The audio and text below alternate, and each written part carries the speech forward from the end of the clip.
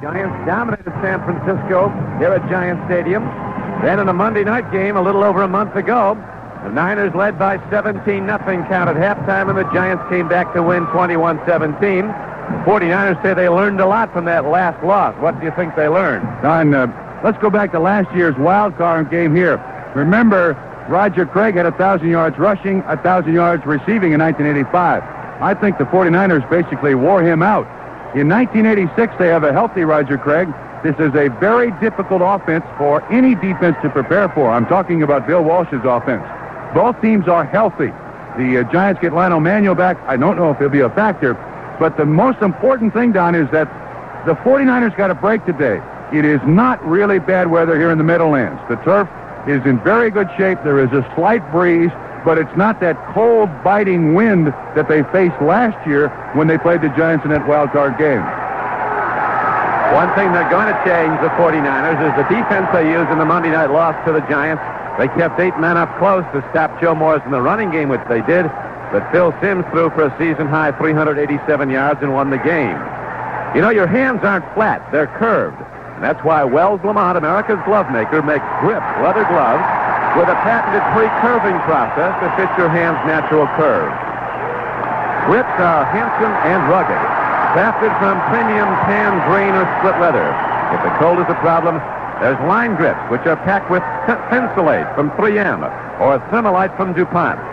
So when you head for the outdoors this season, whether it's for work or play, get a warm, comfortable grip on Mother Nature with Grips, leather gloves from America's glove maker, Wells Lamont. Don, the New York Giants win the toss, so they'll get the ball first. Phil Simms and Joe Morris are the two big factors for the Giants offense.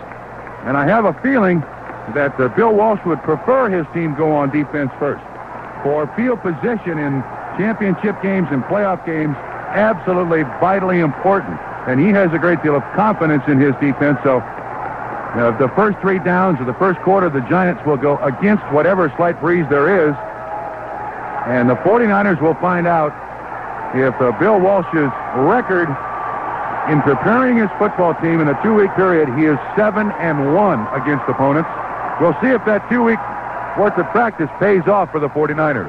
Well, it should duly be noted also, Trump, the Giants are 8-0 at home this season, and they have won 22 of their last 26 games at Giant Stadium.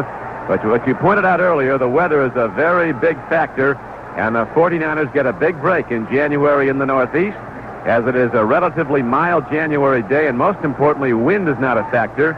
Winds can come whipping through this stadium and really take the long ball in the kicking game apart. Right now, no, the Giants are set to go. Lee Rousson is back deep, and back with him is Kenny Hill. Worthing kicks off for San Francisco, right to left, a high kick that'll carry a yard deep in the end zone, and Kenny Hill starts to bring it out, pauses, now he runs straight ahead, and he, in his hesitation, got only to the 14-yard line, giving the Niner coverage time to get down. A return of 15 yards. The Giants start out, though, inside their 15-yard line. Bill Ring came down to make the tackle. Now the Giants in offense. Phil Simms is their quarterback. 21 touchdowns, 22 interceptions. Joe Morris with 1,500 yards rushing this season. 1,516, actually, a 4.4 per carry average. Second in the National Conference to Eric Dickerson. Maurice Carthon, a big back, as the up back, and I said he gets the ball straight into the Niner defense, and he takes the ball ahead for a gain of about 3 yards to the 18-yard line. Romano Tuiasosopo, starting at nose tackle today, made the stop for San Francisco. The normal starter is Michael Carter. He's been troubled by a bad ankle. He will play, but perhaps again on a limited basis. Don, first snap by the Giants, 2 tight ends, both Mark Bavaro and Zeke Mowat in the ball game with Stacy Robinson, the wide receiver. He goes out. Lionel Manuel now in the ball game. First time he's been in a game in about 11 or 12 weeks. Yeah, he's missed the last 12 regular season games with a strained knee. He's out wide to the left now. He's the Giants' best wide receiver. Handoff goes to Joe Morris, and the 49ers get him. Michael Carter in the game for that play, made the hit at the 18-yard line. Joe Morris, a small back but very quick and strong, spun off and got ahead for only a yard. That'll bring up third down at about 6. The Niners across their defensive front now have Dwayne Board, Michael Carter, and Jeff Stover. The linebackers are Milt McCall, Ricky Ellison, Jim Fonhorst, and Keena Turner. A pair of rookies start at cornerback, Tim McKyer and Don Griffin, and they've been terrific football players. Carlton Williamson and Ronnie Lott, 2 excellent safeties. Lott, the NFL leader, with 10 interceptions in the regular season. Shotgun set now as the Giants go third and about sixth on their 19-yard line. Sims backpedaling to throw. Up the middle he goes, and it's behind the intended receiver, Phil McConkey, at the 28-yard line over the middle. So the Giants come up short on their first possession. They'll have to kick it to the Niners, they're going to get good field position. Yeah, first time, though, that Phil Sims goes back to pass. The rookie Charles Haley comes in with great pressure on Sims. He has been a combination linebacker, defensive end for him. They're going to have to protect better to give Sims time to throw the ball down the field. 3 downs and out here for the Giants. Sean Landetta, the NFC's leading punter, almost 45 yards a pop, hits the ball at his 9-yard line and drills it way downfield. Don Griffin is back deep for the Niners at his 33. Here comes the Giant pursuit, and they get him at the 37. 48-yard punt by Landetta, just a 3-yard return. So the Giant kicking game shines brightly early in this ball game. And in the scoreless game, the 49ers take over first and 10 with Joe Montana at quarterback. Roger Craig, his best runner, although he's under 1,000 yards this season, but Craig, an excellent pass catcher, caught 81 passes. Joe Cribbs is in the backfield with him. He caught 35 balls. And the ever-dangerous Jerry Rice with 86 catches for almost 1,600 yards and 15 touchdowns is out on the right flank. Montana, play fakes. He's going to throw from his 30. Far flank, he swings it out. With the ball is Roger Craig, and he's out across the 45-yard line and very close to a first down. Kenny Hill made the stop. Excuse me, Don. One of the things about the San Francisco 49ers, not a lot of people talk about it, but Joe Montana, maybe the best play-action faker there is in the game. He had linebackers held up at the line of scrimmage. They come with a play-action pass, and the outlet receiver is Craig. They pick up a quick 9.5 yards. A very difficult offense to really down for down sit there and really feel like defensively you know what they're going to do. Giants pride themselves on great defense. Across their front they have George Martin. Starting at nose tackle is Jerome Salley.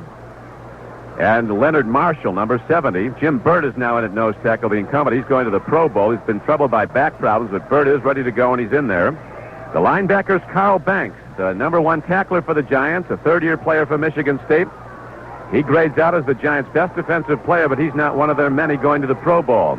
The other outside linebacker, Lawrence Taylor, who led the NFL with 20.5 sacks and was voted NFL Defensive Player of the Year in one poll recently, starts at the right outside.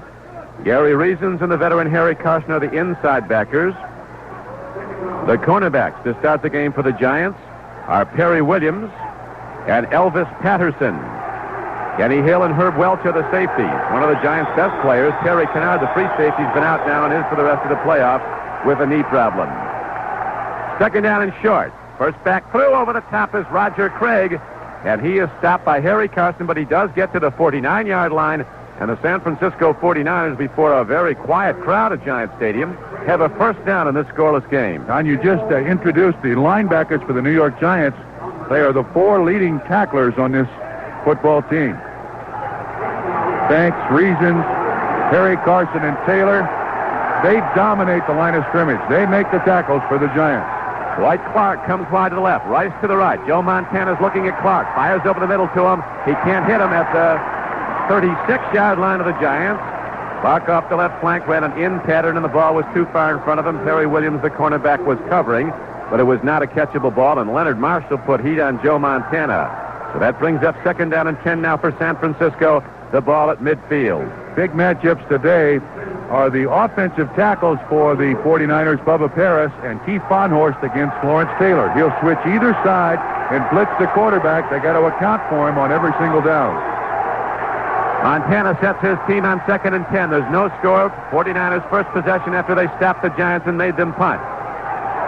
Montana dropping to throw, quick timing pattern, guns the ball into Jerry Rice. He's running an open field. He's heading for the end zone, and he fumbles. Rice tries to pick it up, and he loses the ball, and the Giants are going to recover in the end zone. Touchdown.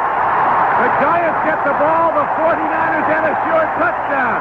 Jerry Rice letting a pattern over the middle, took the lead pass for Montana, beat the corner, beat the safety, was running to the end zone. It would be a 50-yard touchdown pass play, and lost the ball while running with it, and Kenny Hill recovers in the end zone. Nobody touched him. Nobody. And here's the mistake that Jerry Rice makes. Once he fumbles the ball, instead of trying to recover it, he tries to score a touchdown with it. He should just fall on the ball, and the 49ers will have a huge play, but as it is, The Giants will start at their own 20. That's ruled a touchback. 12:28 to go in the first quarter. The 49ers blow a scoring opportunity, and the Giants take over in this scoreless game.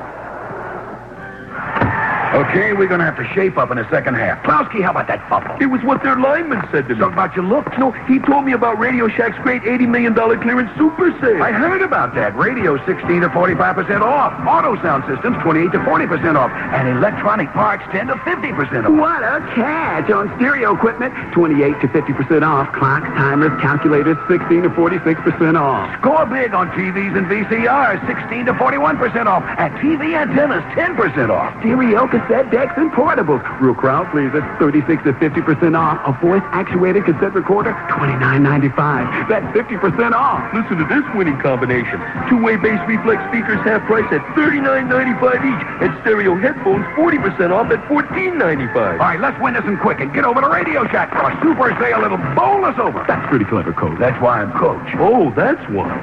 Radio Shack's $80 million clearance super sale will bowl you over. Don't miss it. The Giants get a big break. Revolting development for the 49ers, though. It's an unbelievable play. It was a simple slant pass to Jerry Rice, the NFL's leading receiver. I don't imagine you can be too upset with him with all the yards that he's gained for San Francisco this year. But a good play-action fake by Joe Montana again.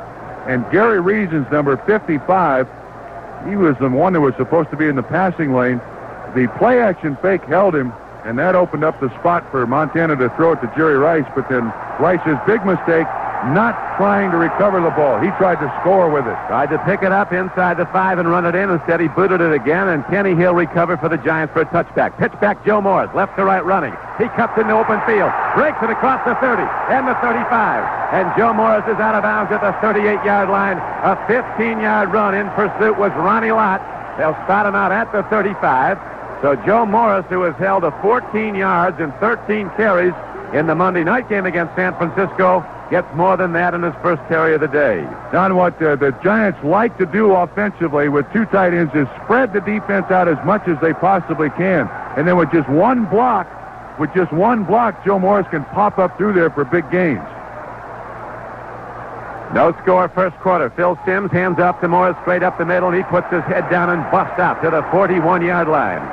Inside linebacker Ricky Ellison was on the stop for the 49ers. As the Giants, with a huge break early in this game, if you joined us late, on their first possession, they moved for first down after a Giant punt got the ball to midfield. Montana dropped to throw, hit Jerry Rice right to left over the middle with a perfect slant throw. Rice caught the ball on the run, outran the cornerback who was pursuing, outran the free safety, and was headed for the end zone. Apparently tried to switch hands with the ball when he didn't need to. Fumbled it, booted it into the end zone, and the Giants recovered for a touchback. 2nd and 5 now for the Giants. No score first quarter. Handoff Morris. Trap blocking. He gets out across the 45-yard line. And out to the 48. Bonhorst on the tackle. But on 2nd and a long 4, Joe Morris breaks ahead for a gain of 6. And the Giants pound the ball right at San Francisco. Don, for the 1986 season, the Giants ran for 2,245 yards as a team. Joe Morris accounted for 1,516 of those yards. He had 14 touchdowns, averaged 4.4 yards a carry, and for a little guy, one of the most difficult guys in the NFL to tackle. He had a tremendous game a year ago in the wild card game, running rampant through the 49ers in a 17-3 Giant win. Now, Phil Simms sets his team, play fakes and backpedals to throw from his 38. Loops it over the middle. The ball is slapped down by a defensive lineman. He was trying to go to Joe Morris. And a little 8-yard throw over the middle. Michael Carter, the nose tackle, apparently got a hand on the ball. And so, 2nd down and 10 arises for the Giants. The ball at their 47-yard line.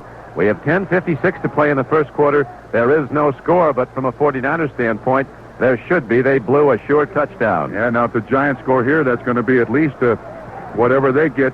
It could be a field goal. That's a 10-point swing. A touchdown is a 14-point swing. And in a playoff game, you can't miss opportunities like the 49ers just did. Weather very good in the Meadowlands of New Jersey. Nearby to New York City is Phil Simms. Backpedals and hands off to Morris on a draw, and little Joe breaks into open field and then is cut down at the 49er 42-yard line. He did gain about 12 yards, though. They'll spot it for an 11-yard game. It's another Giant first down. as Joe Morris is getting the running room today. He didn't get in that Monday night game a little over a month ago. Williamson makes the tackle. He's the strong safety for the 49ers, along with Tim McKyer, the cornerback. Nice little draw. A well done fake by by Phil Simms. Hands the ball to Joe Morris. Good trap block. 5 carries now, 39 yards for Morris. Morris is 5'7", 190 pounds. He's out now. Carthon is in along with Lee Roustan in the backfield on 1st down and 10. Simms backpedals to throw. Protection's good. Loops it over the middle of Carthon. Head down. He takes the ball to the 35-yard line of San Francisco. Ricky Ellison made the tackle there. And you talk, Trump, about the swing in this game on that play, and it very well could be a 14-point swing. The Niners blowing a touchdown on the fumble after the catch. And now the Giants coming right back the other way, opening up the San Francisco defense. Don, in championship games, there's a certain amount of butterflies you have to get rid of before you really function. The Giants go 3 downs and out on their first attempt. The 49ers were into the game and get a score, but now all of a sudden the emotion, the momentum, certainly on the side of the Giants. Eye set in the backfield. Manuel goes in motion. Giants moving left to right in the first quarter. Roustan gets the ball, the eye back, and he powers it straight ahead. A slant into the left side of the Niner defense. He hits down to the 30-yard line on a 2nd down and 3. It's another 1st down for the Giants as they are well within Raul Allegre's field goal range at this point. Dwayne Board made the tackle, and now the Giants send in 2 more wide receivers on 1st down. And I think Bill Parcells is doing something very smart. Early stages of the game, it appears that he is resting Joe Morris ever so slightly. Roustan is in again on this snap. He carried the ball, and normally Joe Morris is in there every single offensive down.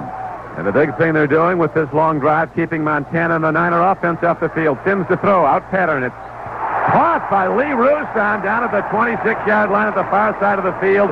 He literally extended himself in midair and caught the ball. Fully extended. Tina Turner in pursuit. There's a short gain on the play, but it really would have been an incomplete pass had virtually any other receiver been out there. 4-man rush by the 49ers, well picked up by the offensive line of the Giants. Simms was one to go down the middle, but went to the outlet receiver in the flat for about a 4-yard gain, 2nd and 6. 2nd and 6 it is. They go to Joe Morris. He tries the left side of the Niner defense, sweeping to his right. And he's cut down at the 25-yard line for a gain of only a yard. And so now 3rd down arises, and the Giants have 5 yards to go as the ball is positioned at the San Francisco 24-yard line. Manu Tuiasosopo, the nose tackle, along with Michael Carter playing those defensive tackles. The 49ers in this drive gone exclusively with a 4-man front.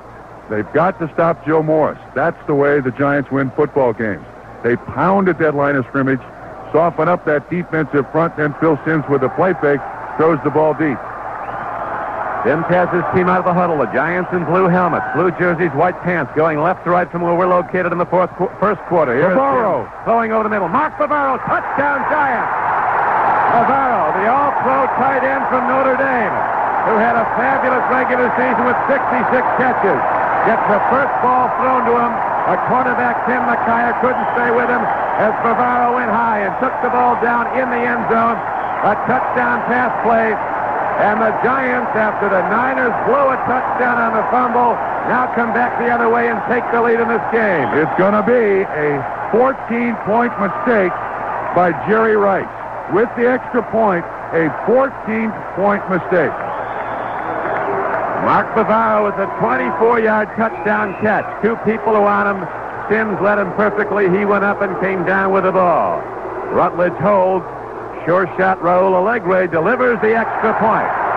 And Giant Stadium is a-rocking now with 7:29 to go in the first quarter as the Giants march down the field and take a 7-0 first quarter lead. Win a luxury Alaskan cruise from Alka-Seltzer Plus Cold Medicine. The cold medicine that helped Libby Riddles win the 1,000-mile Alaskan Iditarod sled dog race offers you the chance to win an Alaskan vacation plus $5,000. Enter the Alaskan Vacation Sweepstakes by May 31st, 1987. You'll find entry forms at Alka-Seltzer Plus displays in all participating stores. No purchase necessary. Void where prohibited. Must be over 18. Alka-Seltzer Plus. Fast, effective relief for tough winter colds. Use as directed. What's it like to be a teacher? You've got to like the kids. If you don't like the kids, then you can't teach. And that's the truth. If you don't like kids, then you really shouldn't be a teacher. You should find something else to do. In an NBC white paper, Tom Brokaw profiles teachers who remain dedicated to their profession despite student indifference, overcrowded classes, and low pay. Watch To Be a Teacher, sponsored by IBM, this Monday on NBC TV, 10 p.m. Eastern and Pacific, 9 p.m. Central and Mountain.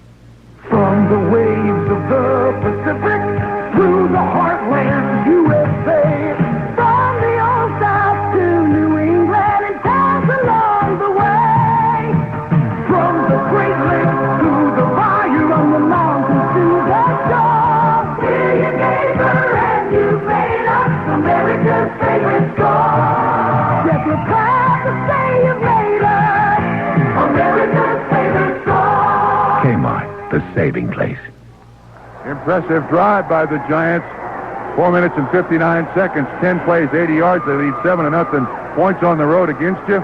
It's like 14 points. So my estimation, the 49ers just lost 21 points. 7 they didn't get, and 7 they allowed, but 7 psychologically that they feel. That's 21 points. That's a big hole to dig out of now.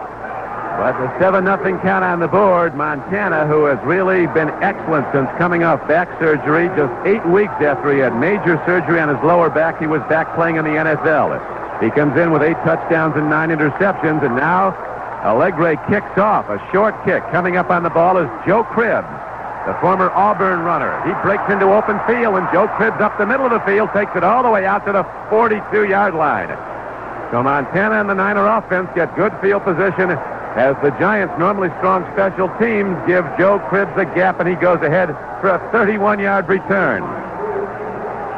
That's exactly what the 49ers needed. This is a team of character, and they look back at the loss to the Giants a number of weeks ago, December 1st, when they lost 21-17, and then they beat the Jets, New England, and the Rams, 3 playoff teams, and the way they got beat by the Giants really turned the 49ers season around.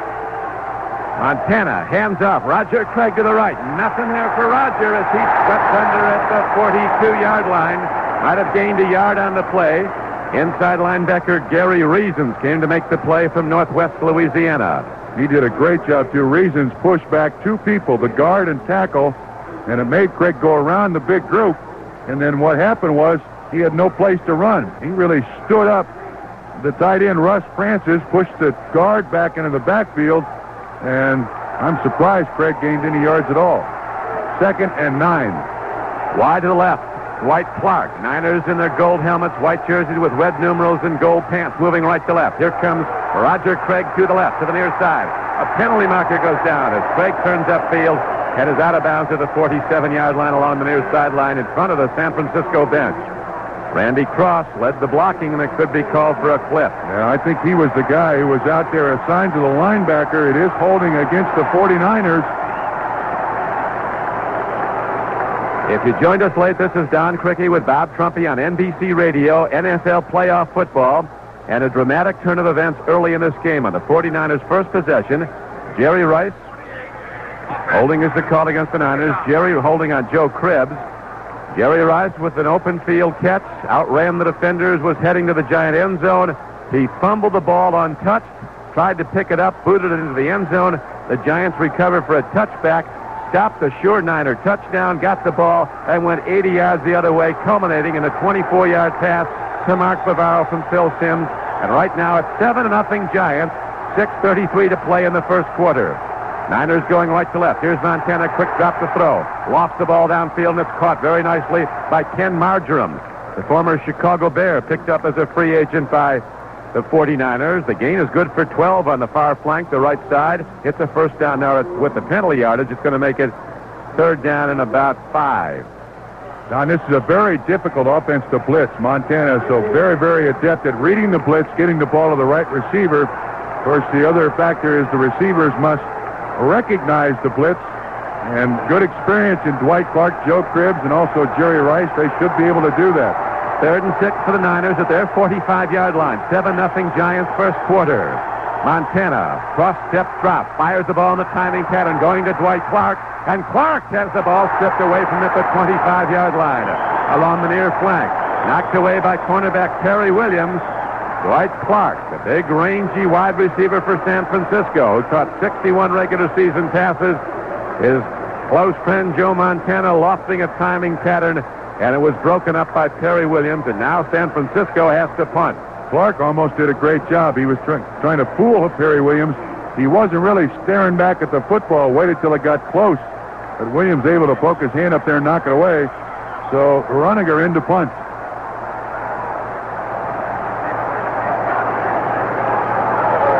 Runiger steps in, hits a high spiral, well downfield. Phil McConkey signals for the fair catch, lets it hop, and the Niners are going to down it inside the Giant 10-yard line on the far side of the field. Max Runiger hitting a 47-yard punt that is down by a teammate, Bill Ring, coming down, and so the Giants, with a 7-0 lead, take over the ball with 5:34 to play in the first quarter. Would you like to read? Hi, this is Mike Ditka. You know, I'm the kind of guy who hates controversy. That's why I always rent from Budget. Budget gives you more than just a car. And here's a special deal. Now, for a limited time, you can get a poster of me free when you rent a car at any of Budget's 53 Chicagoland locations. So go with a pro. Rent a quality car from Budget and get a free poster of me. Or, if you don't need to rent, pay $2 and get one anyway. Take it from me, Mike Ditka. It's worth it. In the first quarter at Giant Stadium, the Giants lead the 49ers 7-0. This is the NFL on NBC. This is the new MAQ. Okay, sorry. And anyway, it's time now to check the sports because it's the big Hey, I'm awake. Okay, wake up. Now, does that make you mad? Oh, it made me mad. How mad, Phil? It made me so mad, I tried calling you a couple the times. new MAQ. 17 minutes after 11 o'clock, 591-6767 is our telephone number. Gary, how are you? How you doing? Good. I really want to comment. I know that, for instance, you probably have a daughter who's fallen madly in love sexually with Jerry Lewis or something, or you have a I just discovered you by accident yesterday. I was suffering with WGN. 15-footer Jordan rimming, no, tipped in! Tipped in! Mike Brown, yes! Mike Brown, yes! 67 WMAQ.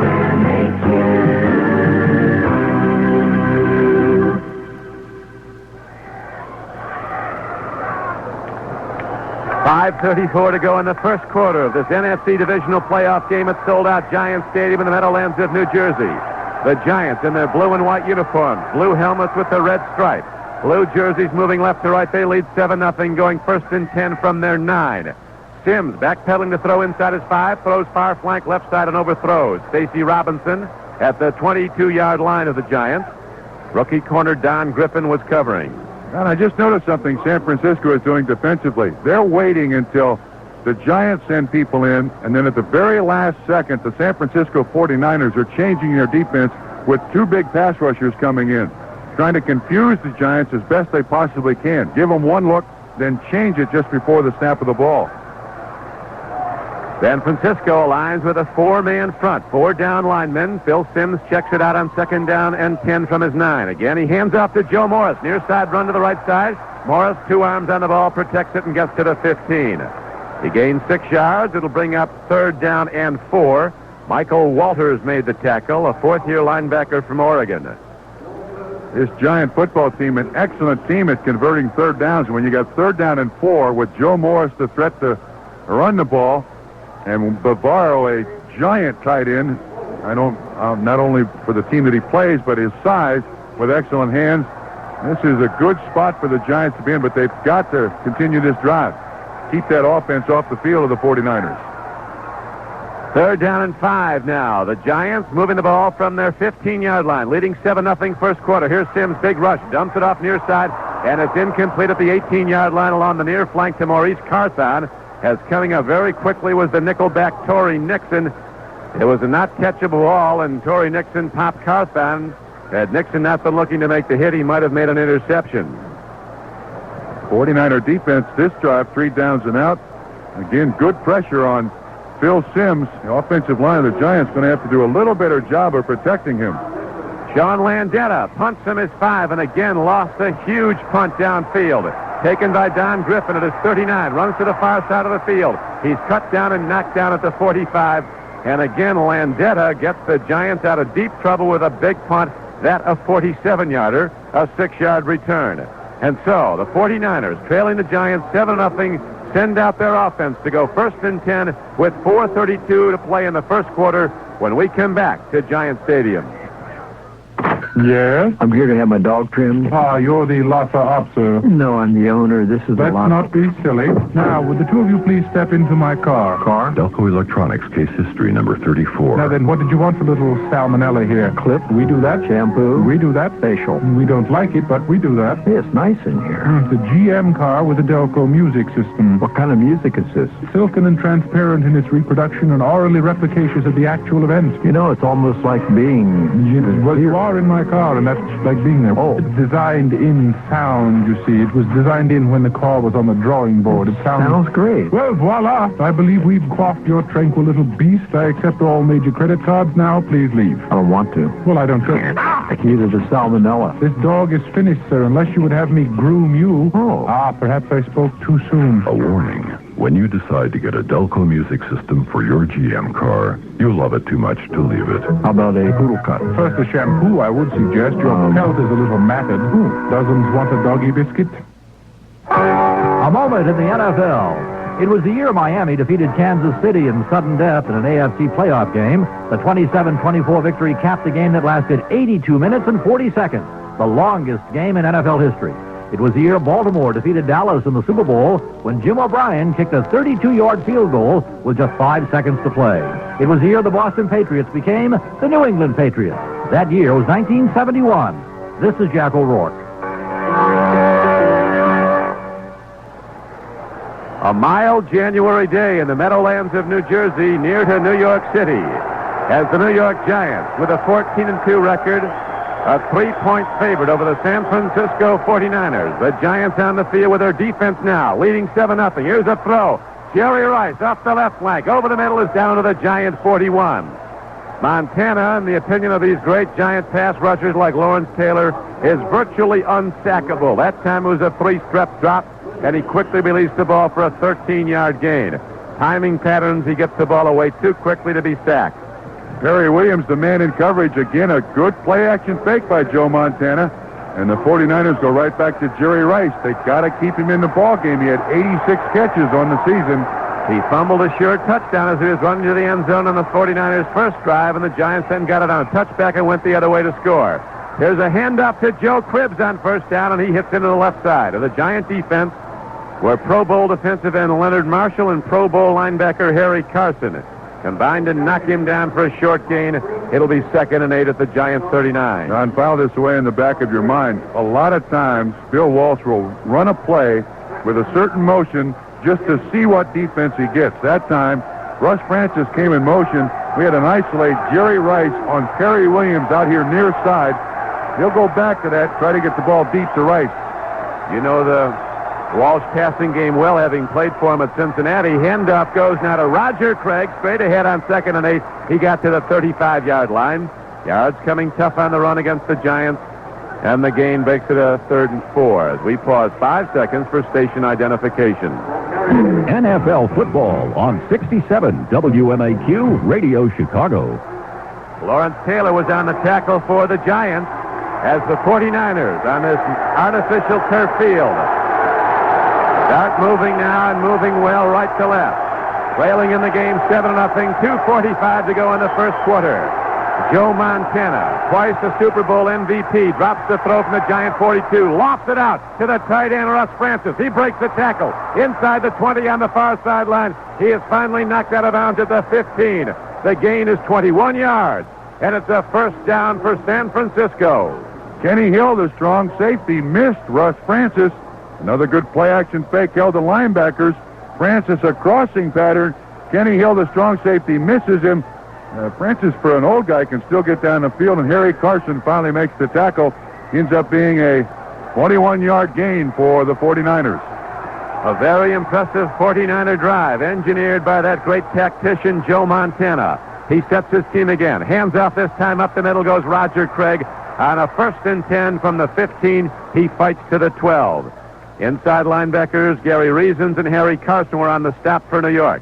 As the game clock is down to 2:23 to play in the first quarter, And the Giants are in the lead 7-0 on a 24-yard touchdown pass on their second possession, culminating an 80-yard drive. Phil Simms to the second-year player from Notre Dame, who is now first-team All-Pro at tight end, Mark Bavaro. Giants set up their defenses. The linebackers come up tight. Cribbs runs, and he's caught and knocked down by the veteran George Martin at the 8-yard line. A 2nd and 7 play, good for a gain of 3. And now Montana, hands in his pockets on the shirt he has for this cold weather day, although it's not that bad. Looks to the sideline, and Dwight Clark comes trotting in with the play. Now, this is a tough spot for San Francisco. 3rd down and about 5. Watch for the picks here, Don. San Francisco very good at taking defensive backs off their receivers. 3rd down and 4 for the first down from the Giant 9. Montana backpedals. Here's the rush. He throws into the end zone. It's too high for Dwight Clark. He can't get to it. Not a catchable ball as the pressure was on. Welch was covering, and the Giants coming with a big rush. Elvis Patterson also there to help on Dwight Clark.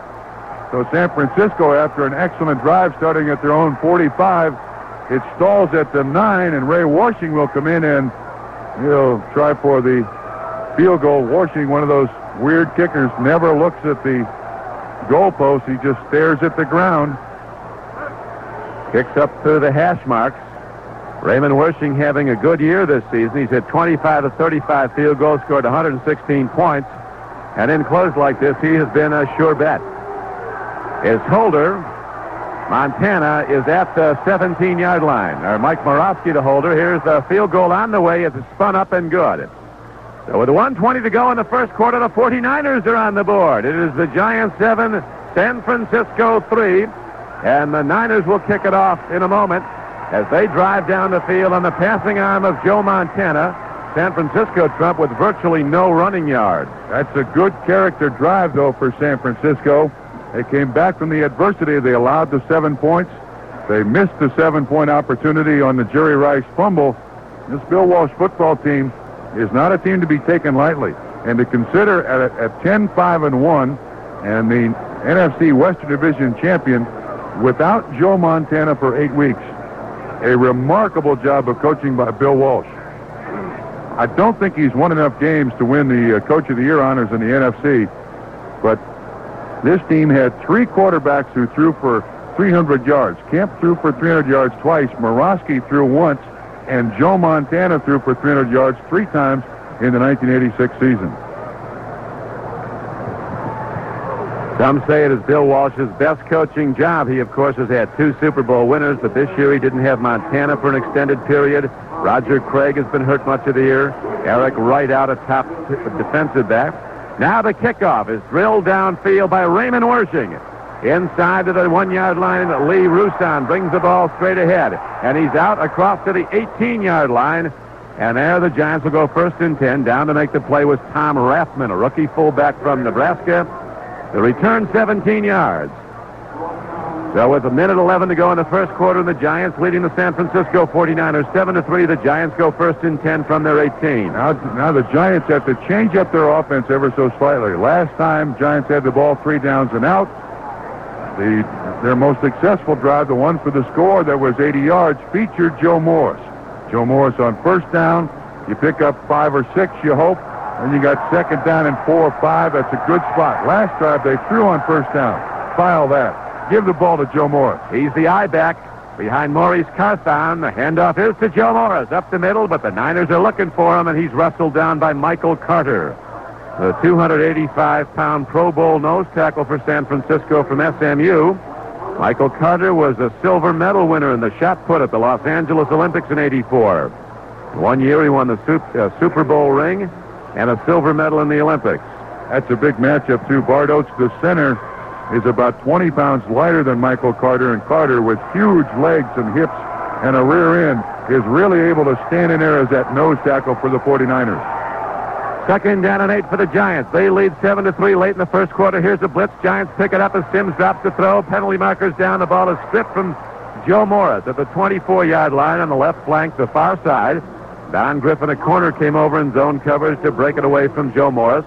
There is a penalty marker down at the 20. Offsides defense. It'll be 5 yards, same down. That'll make it about second. Number 95, defense, second down. Jerry Markbright, the referee, makes the call on Michael Carter, so the Giants, who got nothing on the play, an incomplete pass, get the down over, and they're 5 yards closer to the first down. It'll be second down and a long 2 coming up.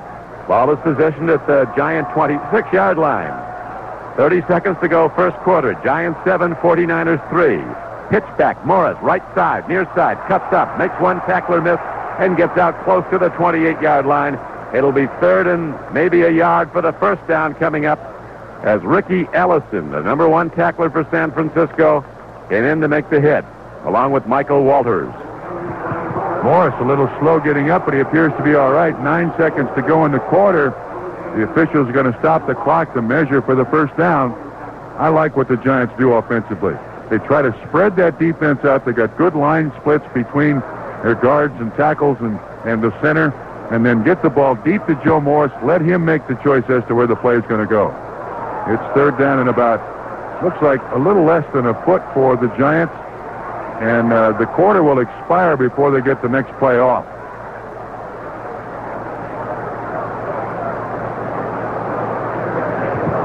They're ticking now. They're down to 9 seconds. Chain markers come out to properly spot the ball. It is just short of a first down. So third down comes up for the Giants. Now the clock starts, and the Giants make no attempt to go into formation. They'll let the first quarter run out. Swirling winds are usually the order of the day here at Giant Stadium, but today, at least early, wind has not been a problem, nor has the temperature. It's a relatively mild January day. Through 1 quarter of play of this NFC Divisional Playoff game, the favored Giants lead the 49ers 7-3. Nobody depresses me as much as Blue Larry Blue. 'Cause after 22 years of waiting, I lost my appetite for love. A Bud Light for Blue Larry. Blue Larry says light beer is light beer. That's why he's blue. But Bud Light's a light beer with the first name and taste. Ask for Bud Light, because everything else is just a light. Blue Larry? Hey, I just tried Bud Light, and I'm happy as a lark. I'll never think of blues again. When the dancing in the bar. Anheuser-Busch, so you listen to You want service, and State Farm is there. This is the number we call for service on our car insurance? No, that's for homeowners. You know, we ought to have a State Farm agent. State Farm? Yeah, then we know who to call for everything. Auto, home, life, or health. People know State Farm agents will be there when they need help. That's what makes State Farm Insurance such a value. Service. And like a good neighbor that you can't put a price on. State Farm is there. With Bob Trumpy, this is Don Criqui back at Giant Stadium in the Meadowlands of New Jersey. Well, as we're set to start the second quarter, the Giants are holding to a 7-3 lead. The Giants have run the ball well on San Francisco. In the last 5 regular season games, the 49ers gave up barely 57 yards a game rushing. But today, the Giants already have 51 yards in the first quarter. Joe Morris has been the main force for the Giants. He has 51. Rustan picked up 5. And Carthon 3. So the Giants, with 59 yards in the first quarter of play, have already eclipsed what the Niners have been allowing their last 5 games. They've gone right at San Francisco, some trap blocking, some delays, and Joe Morris with his great cutting ability making tacklers miss.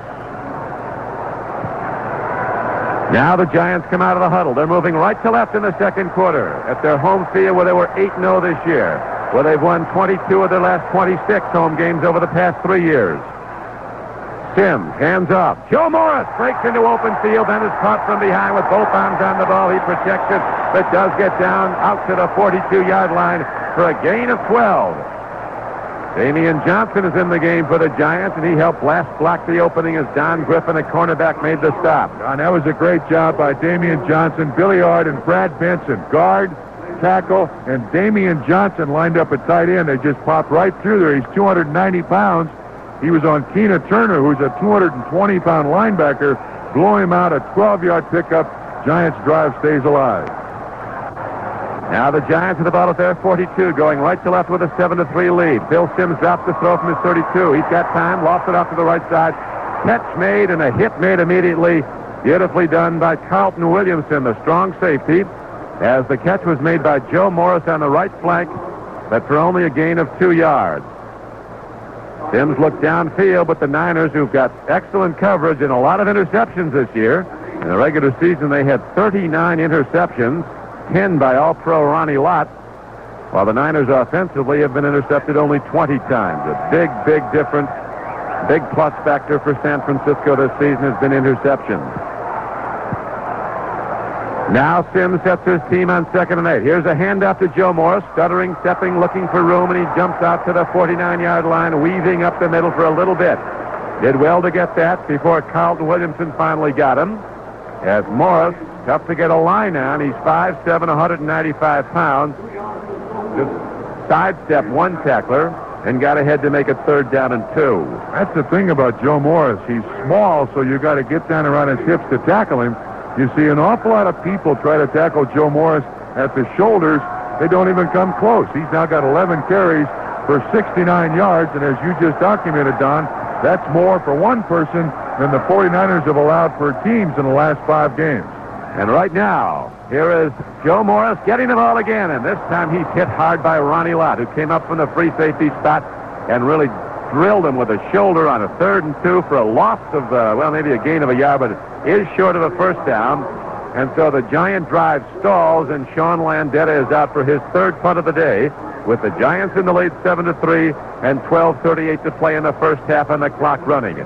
The winner plays the Washington Redskins on the winner's home field. The Redskins, a wild card, cannot be on the home field the rest of the playoffs. Their upset of the Bears yesterday sends them to the National Conference Championship game next Sunday, which you'll also hear here on NBC Radio, as you'll hear the AFC Championship game from Cleveland. Now, Sean Landeta takes the snap, steps in, hits the punt nicely downfield, placing it, forcing a fair catch back at the 9 of the 11-yard line. It's made by Don Griffin. And so Landeta, the all-pro punter, delivers again for the Giants as he hit it 37 yards and placed it at the 11. No return. The Niners get it, but deep in their own end, and San Francisco is trailing at the moment 7-3. This is Maury Levy, editor of Video Review Magazine, and we're here with Don Kobus of Samsung Electronics. There's an American philosophy, not often right, that the watch that ticks the loudest works the best.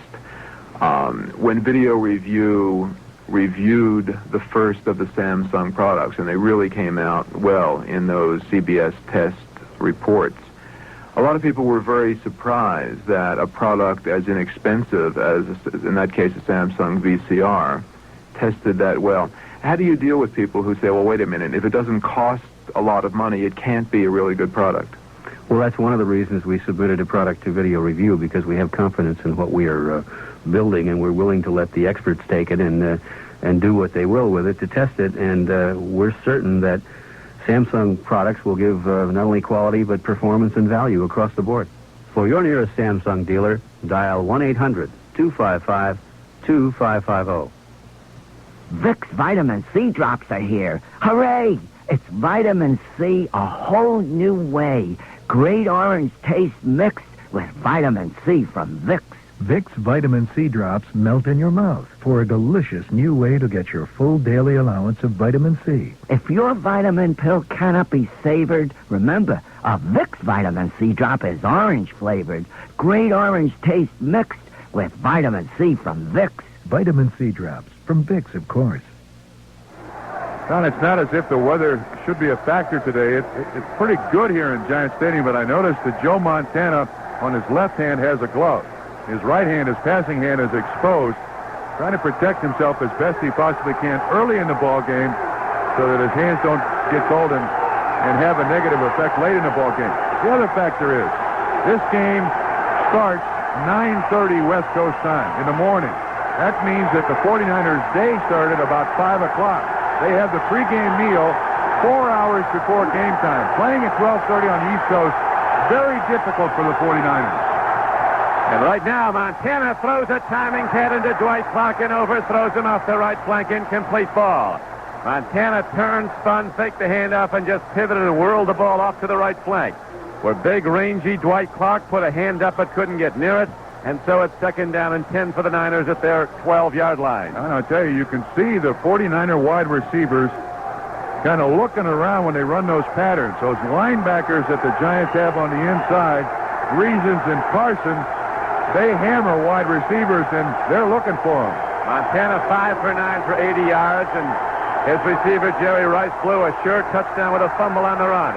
Here is a handoff to Joe Cribbs, and the Giants sweep him under at the 11-yard line near side.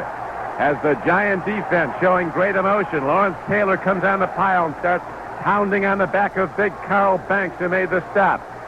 This huge linebacker from Michigan State, who has been a truly brilliant player for the Giants, but has not yet gotten the national recognition.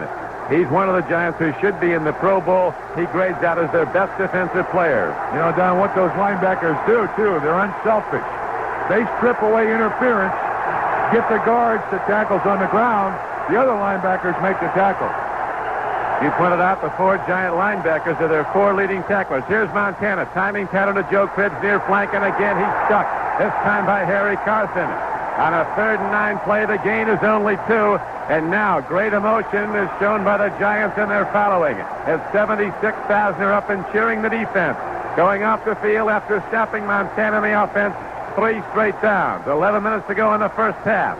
Clock running. Giants 7, 49ers 3, and the Giants will get it back as McConkey, their kick returner, is standing at his 45. Now the field position will favor the Giants if McConkey can catch this punt. 10 men up for the Giants, Don. They've got the pass rush look on at least as Runninger takes the snap, kicks it at his 5, not very far. Coming up on it is Phil McConkey. He lets it bounce. Now picks the ball up and steps out of bounds at the 47-yard line of the Giants along the near sideline. A 38-yard punt. McConkey had no chance to run it back. He tipped the ball to himself. It was a high spinning bounce. He did well to get the ball and step out of bounds. The Giants do have good field position as they now lead the game 7-3 with 10:34 to play in the first half. You want answers, and State Farm is there. Are we covered for this? What's the policy say? I don't know. Who do we call? I'm not sure. With State Farm, you don't have to wonder who to call with questions. Auto, home, life, or health insurance, you talk to someone you know and get results. State Farm agents don't just sell insurance. And like a good neighbor, They service it, too. State Farm is there.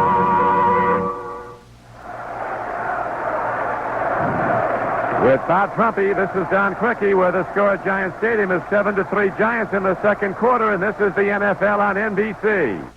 The following is a test. If you're between the ages of 30 and 45, you can't help but move.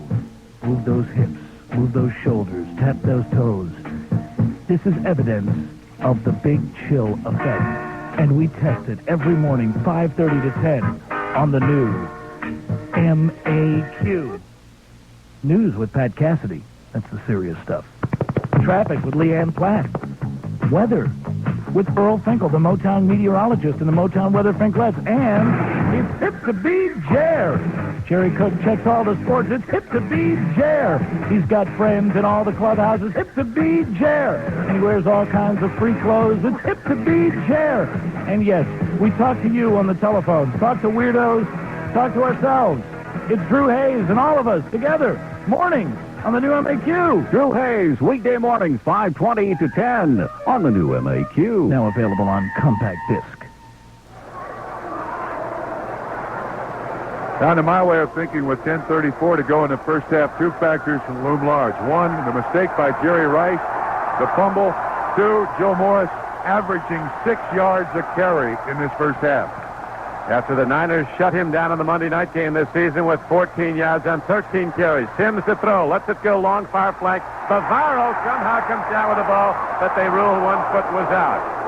Mark Bavaro, who caught the touchdown pass on the Giants' second drive of the day, a 24-yarder with a high leaping catch, now comes down with the ball, but he was not down with both feet. Carlton Williamson, the strong safety, defending. No doubt about that one. He did not get that second foot down. He had an outstanding season, though. 66 catches, 1,001 yards. And he has the only touchdown of the day, a 24-yarder from Phil Sims. And he's great with the ball, Trump. The Giants breakdown of the film show that 70% of Mark Bavaro's yards came after he caught the ball.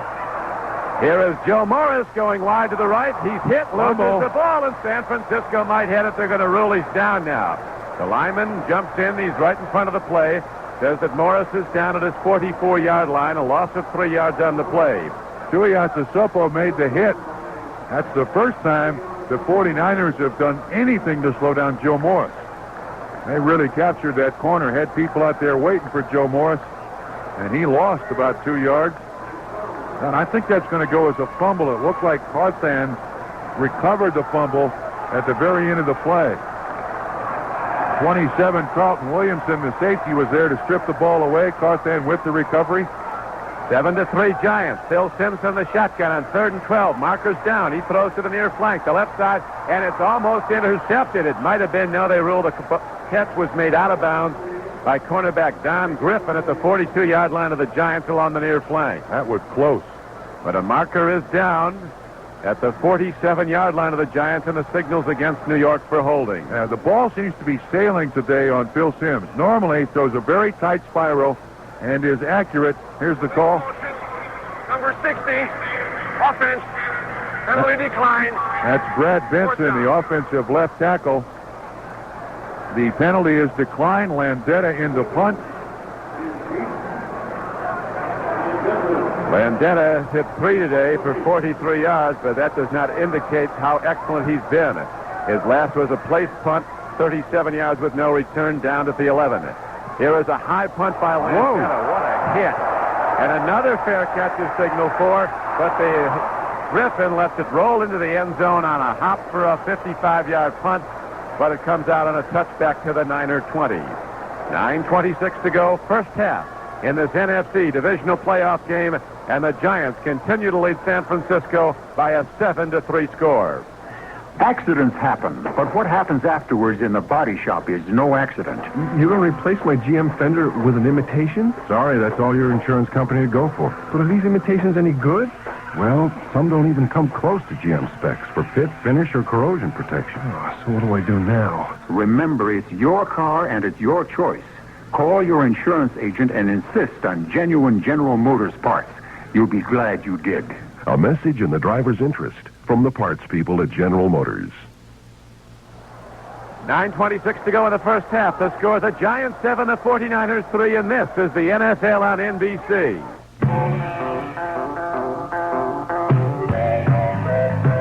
Now I'm a believer, not afraid, no doubt in my mind. Healing is believing at your local Chrysler Plymouth dealer. The deals he's making right now will leave no doubt in your mind about where to go for a new car. From the economical America to the luxurious New Yorker. From the hot new Sundance to the top-performing GTS. Your Chrysler Plymouth dealer has a great lineup of high-technology front-wheel drive cars. And his exclusive 5-year or 50,000-mile protection plan is something you can really believe in. So, for great deals on great new cars, see your local Chrysler Plymouth dealer today.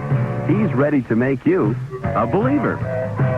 Now I'm a believer, I'm a believer, I'm a believer, yeah, I'm a believer, yeah, I'm a believer. Total yards to this point in the ballgame, Don, 114 for the Giants, 98 for San Francisco. Their problem, the 49ers just 16 yards rushing. The Giants' problem, just 37 yards passing.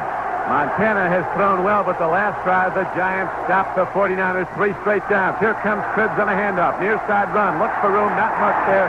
And look at those Giant linebackers hit. Banks slowed him up, and Harry Carson came over the top and finished him off. Went right through him. That's what he did.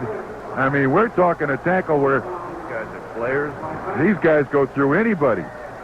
Banks is out there, does an excellent job of at least turning Joe Cribbs back in, but then Harry Carson comes out of nowhere, and it's like he was going through a hedge.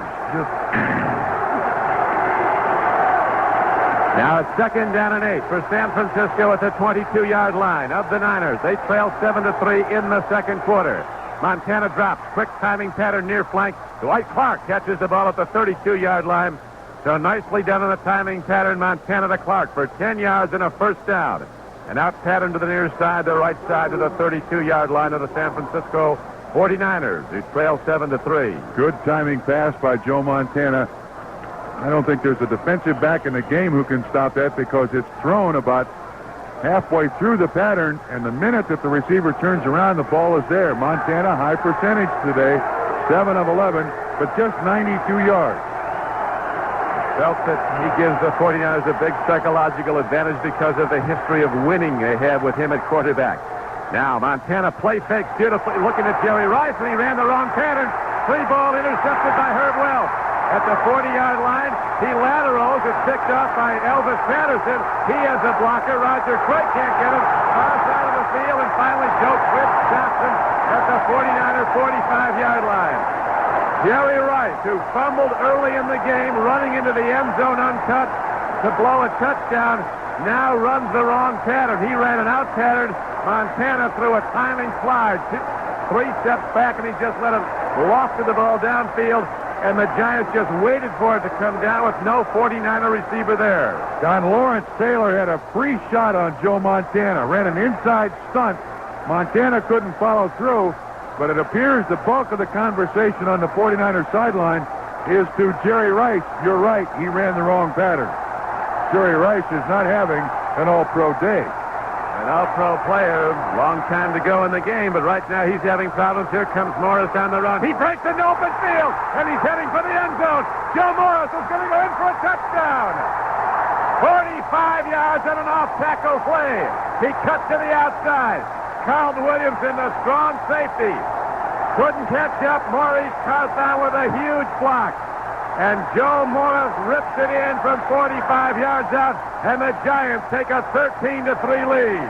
Joe Morris, 7:39 to go in the first half, 114 yards rushing on 14 carries. And once again, Giants did a great job of spreading the defense out. They needed 2 blocks. Carthon got 1. Billy Ard, Brad Benson got the other.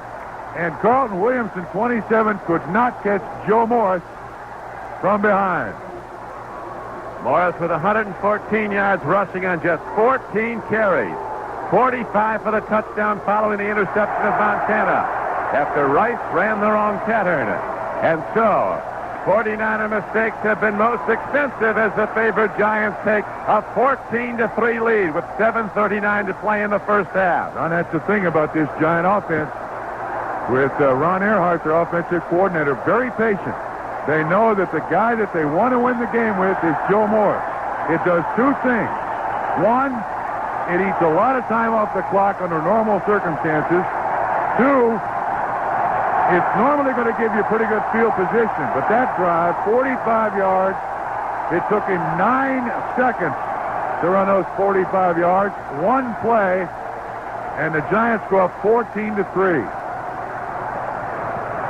Joe Morris, who broke all the rushing records of great Syracuse players like Jim Brown and Larry Zonka and Ernie Davis, having a huge day against the 49ers as he did a year ago in the wild card game, but in the regular season in '86, the 49ers totally shut him down. But in shutting him down in that game, with 8 men up close to the line, they gave up a lot of passing yards, and the Giants came from 17 points behind to win on a Monday night at Candlestick Park. Now the Giants have a 14-3 lead. Here is a high-spinning short kickoff. The ball is down to Roger Craig. He breaks over the 20 and across the 25. Head down, he drives out to the 30. 7:30 to go in the first half. A return of 15 yards, and here comes Joe Montana, ready to quarterback the 49ers again. Now the pressure on the 49er offense to score every time they get the ball. They cannot allow the Giants to get any farther ahead of them, because then it's going to be Joe Morris carrying the ball 40 times today. Morris Trump has not hit Montana has not hit the deep ball, which is his hallmark. He does have an intermediate passing game, but he goes deep to Rice, man who had almost 1,600 yards catching, but he's got a couple of major mistakes today. Rice running a fly pattern. He's open. Here's a drill and a throw. He's across the 45 and out to the 48-yard line, but there is a marker down, and it could be a holding call against San Francisco. Elvis Patterson on the coverage. Giants had a zone, and San Francisco knows the penalties against them. Look, yep. False start by Russ Francis, the tight end. No, it's John Frank, the tight end, number 86. Number 86, offense, first down. So they finally get a good play, call the right play, get the right coverage, make the completion, and then there's a guy on the backside has absolutely nothing to do with the play who comes out of his stance too quickly, so now it's 1st and 15. Jerry Rice comes to the right flank now on a 1st down and 15 play. 14-3 Giants, second quarter. Montana to Joe Cribbs. Looking for room up the middle. There is none. There's a Pro Bowl nose tackle, Jim Burt, and linebacker Gary Reasons as Burt leaps in the air. Is grabbed by teammate Carl Banks. Is fired up. Giant defense in celebration with its ability to stop Montana and the 49ers the last two possessions. The emotion just out of San Francisco already.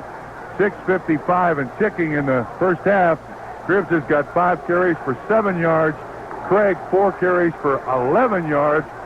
And normally that's what sets up the San Francisco passing game. Those two guys running, but just 18 yards in his first half. But one of the great players in the history of the game, Montana, can bring him back. Here is a swing pass now. Nobody there as a huge rush was put on. Pepper Johnson, a rookie linebacker from Ohio State, came up the middle, unpicked up on the blitz. And he put the heat on Montana, who had to dump it off to the right. Nobody was there but a lineman who let it bounce incomplete. Don, it was going to be a screen pass to Roger Craig, and Banks, Carl Banks, tackled him. Wouldn't let him get out there in the screen area. Montana had no choice but just throw it away. 3rd and 15. Watch the pass rush here. Lawrence Taylor. 3rd down and 15. The 49ers from their 24-yard line. The Giants start to come early. Montana running for his life as markers go down. He throws the ball incomplete up the middle of the field. 3 markers down. It bounces at the 40-yard line of San Francisco. No one near it. He just released the ball to get out of jail. And there's a call against San Francisco on this play also. Again, Giants did a great job of just before the snap changing their defense. And what happened was the offensive linemen tried to break out of their stance, realizing it was a new defense. They were... Number 51, offense, 3rd down. Randy Cross, the guard. Jim Burt came across. This Giant defense terrorizes you when they get their emotion up, and they're really playing well, and they get up on the scoreboard. But these guys are monsters to play against. Right now, they're overrunning the San Francisco pass blocking. Montana is not even getting time to throw those short drop timing patterns. 3rd down and 20 coming up. 3rd and 21 for San Francisco from their 19-yard line. 14-3 Giants. Swing pass to Craig. Blocker in front. Roger Craig is caught from behind by Gary Reason, by Andy Hedden, another linebacker in, and so the knockdown is made at the 27-yard line, and the 49ers have to punt. With the Giants leading 14-3, the clock running, 6 minutes to play in the first half. Well, they brought everybody on that one, too. Hedden was the only guy off. He makes the tackle on Roger Craig. When you get 3rd down and 15, this is no defense you want to face. Max Runiger back to punt. He's hit 2 so far in the game, an average of 43. Steps into the ball, hits a low but long spiral downfield that Phil McConkey backpedals the field of the 28. Starts up the middle, breaks one tackle and another. Does an end-over-end slide through the air across the 40. And he's out to the 43-yard line. Tom Rathman to get on the special teams play after a 15-yard return of a 46-yard punt. And again, the Giants fans, 70,000 strong, up and cheering the effort of their team, which has totally shut down San Francisco in its last 3 possessions. Last time, of course, 1 play, 9 seconds, 45 yards for the score by Joe Morris. San Francisco's got to be shaking in their boots. The Giants are pretty good on their drives. They've had 4 today, scored on 2 and 2 punts. Not a bad percentage. Most coaches figure that you'll get 6 drives a half. If you can score on a third of those, you're going to win most games. Giants have scored on 50% of them in this first half. And the field position in the second quarter really been in favor of the New York Giants. They start this time at their own 43, which is Really puts a lot of pressure on the San Francisco 49ers defense. Giants huddling now back at their 30-yard line. The game turned quickly early in the game on the San Francisco 49ers' first possession. Joe Montana with a perfect lead throw to Jerry Rice up the right flank. Rice took it, outran the corner and the safety, and was heading untouched to the end zone when he bobbled the ball for an unknown reason, trying to switch hands, fumbled it, tried to pick it up, didn't do that, booted it into the end zone. The Giants recovered for a touchback, and the 49ers, who should have led 7-0 on their first possession, instead turned the ball over, and the Giants went 80 yards the other way, took a 7-0 lead on a pass to Bavaro. They've not been headed and have since built the lead to 14-3. Later today on NBC Radio, it's the AFC Divisional Playoff game from Mile High Stadium in Denver. Mel Proctor and Dave Rowe are there as the Patriots go against the Broncos, the winner to face the Browns in Cleveland for the AFC Championship next Sunday. On the Giants, I keep giving it to Joe Morris. Now, you don't want to wear him out, but this is a perfect spot up 14-3. Just keep hammering at the line of scrimmage. No reason to throw it. I set in the backfield, and it's a play fake to Morris. Looking long as He's Sims over the middle. Stacy Robinson, he drops the ball at the 15-yard line. A perfect throw by Phil Sims. You run a lot of patterns, Trump, over the years. I think those DBs must shout at him, don't they, when the ball's coming in? Well, I tell you, the mistake that Robinson made is that he jumps ever so slightly just as the ball comes to him. And receivers got to be taught and reminded, don't jump. Just keep running, because when you jump, it moves your head. He beat Tim McKyer 9 ways to Sunday. That should have been a big reception. Robinson, a young player who'll get better with time. He's a free agent, just his second year, but if he keeps running, that's a big completion. He's gotten a lot better. Stacy Robinson has caught 2 for touchdowns. There was a perfect throw by Sims. Now he's dropping again. Stands back at his 35. He's on the run. He's got some open field. He's heading for the sidelines. And he runs for a first down to Phil Sims. The 7-year veteran from Moorhead State, drafted in the first round. 6'3", 215 pounds, a 12-yard run. He doesn't run much. He averages less than 2 yards a run. His longest run of the season, only 18 yards. But that's only because they don't want him running. He spent a lot of hospital time his first 5 years in the league. Has had 2 standout seasons the last 2 years without injury. Ricky Ellison finally got him out of bounds, another 12-yard pickup. So far, everything offensively the Giants are doing is working. If the receivers catch the ball, this is a blowout already. 14-3 Giants, 5:21 to go in the first half. I set, first back is Carthon. He breaks wide to the right, turns upfield, takes on tacklers, and gets ahead for a gain of 8 yards to the 34-yard line of San Francisco. As the Giants, moving right to left in their blue and white uniforms here on their home field at Giant Stadium, have taken command of this game with San Francisco. Ronnie Lott made the tackle. The Giants going with a double tight end set. It gives them the option of going to either side. They ran far side of the field. Carthon breaks outside. It does a good job, an excellent job of picking up 8 yards, 2nd and 2. Every quarterback or offensive coordinator likes that call. Rookie cornerbacks in for the Niners have been all season. McKyer and Griffin. Here is a handoff. First back is Carthon on 2nd and short. He didn't get there. Niners knock down the blockers and knock down the ball carrier at the 33-yard line. So it'll be 3rd down and about a yard now for the Giants at the 33-yard line of San Francisco. The game clock down to 4.5 and running, and they're going to bring out the chain markers now. Carter and Board that time on the tackle. I get the feeling that when the Giants give the ball to Carthon, it's just to give Joe Morris a rest.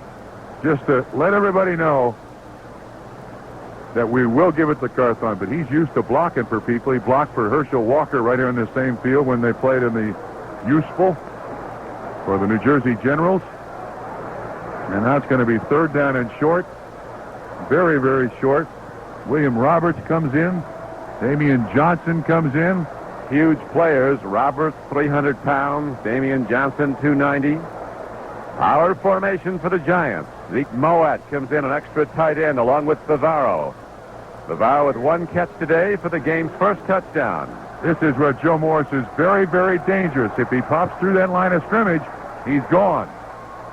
Open set in the backfield. Moet comes in motion to the near side. Here's a handoff to Joe Morris. He tries the middle, and it looks like if he got it by an inch. There's marking the ball, and we're going to have another chain marker measurement as the 49ers stop the run.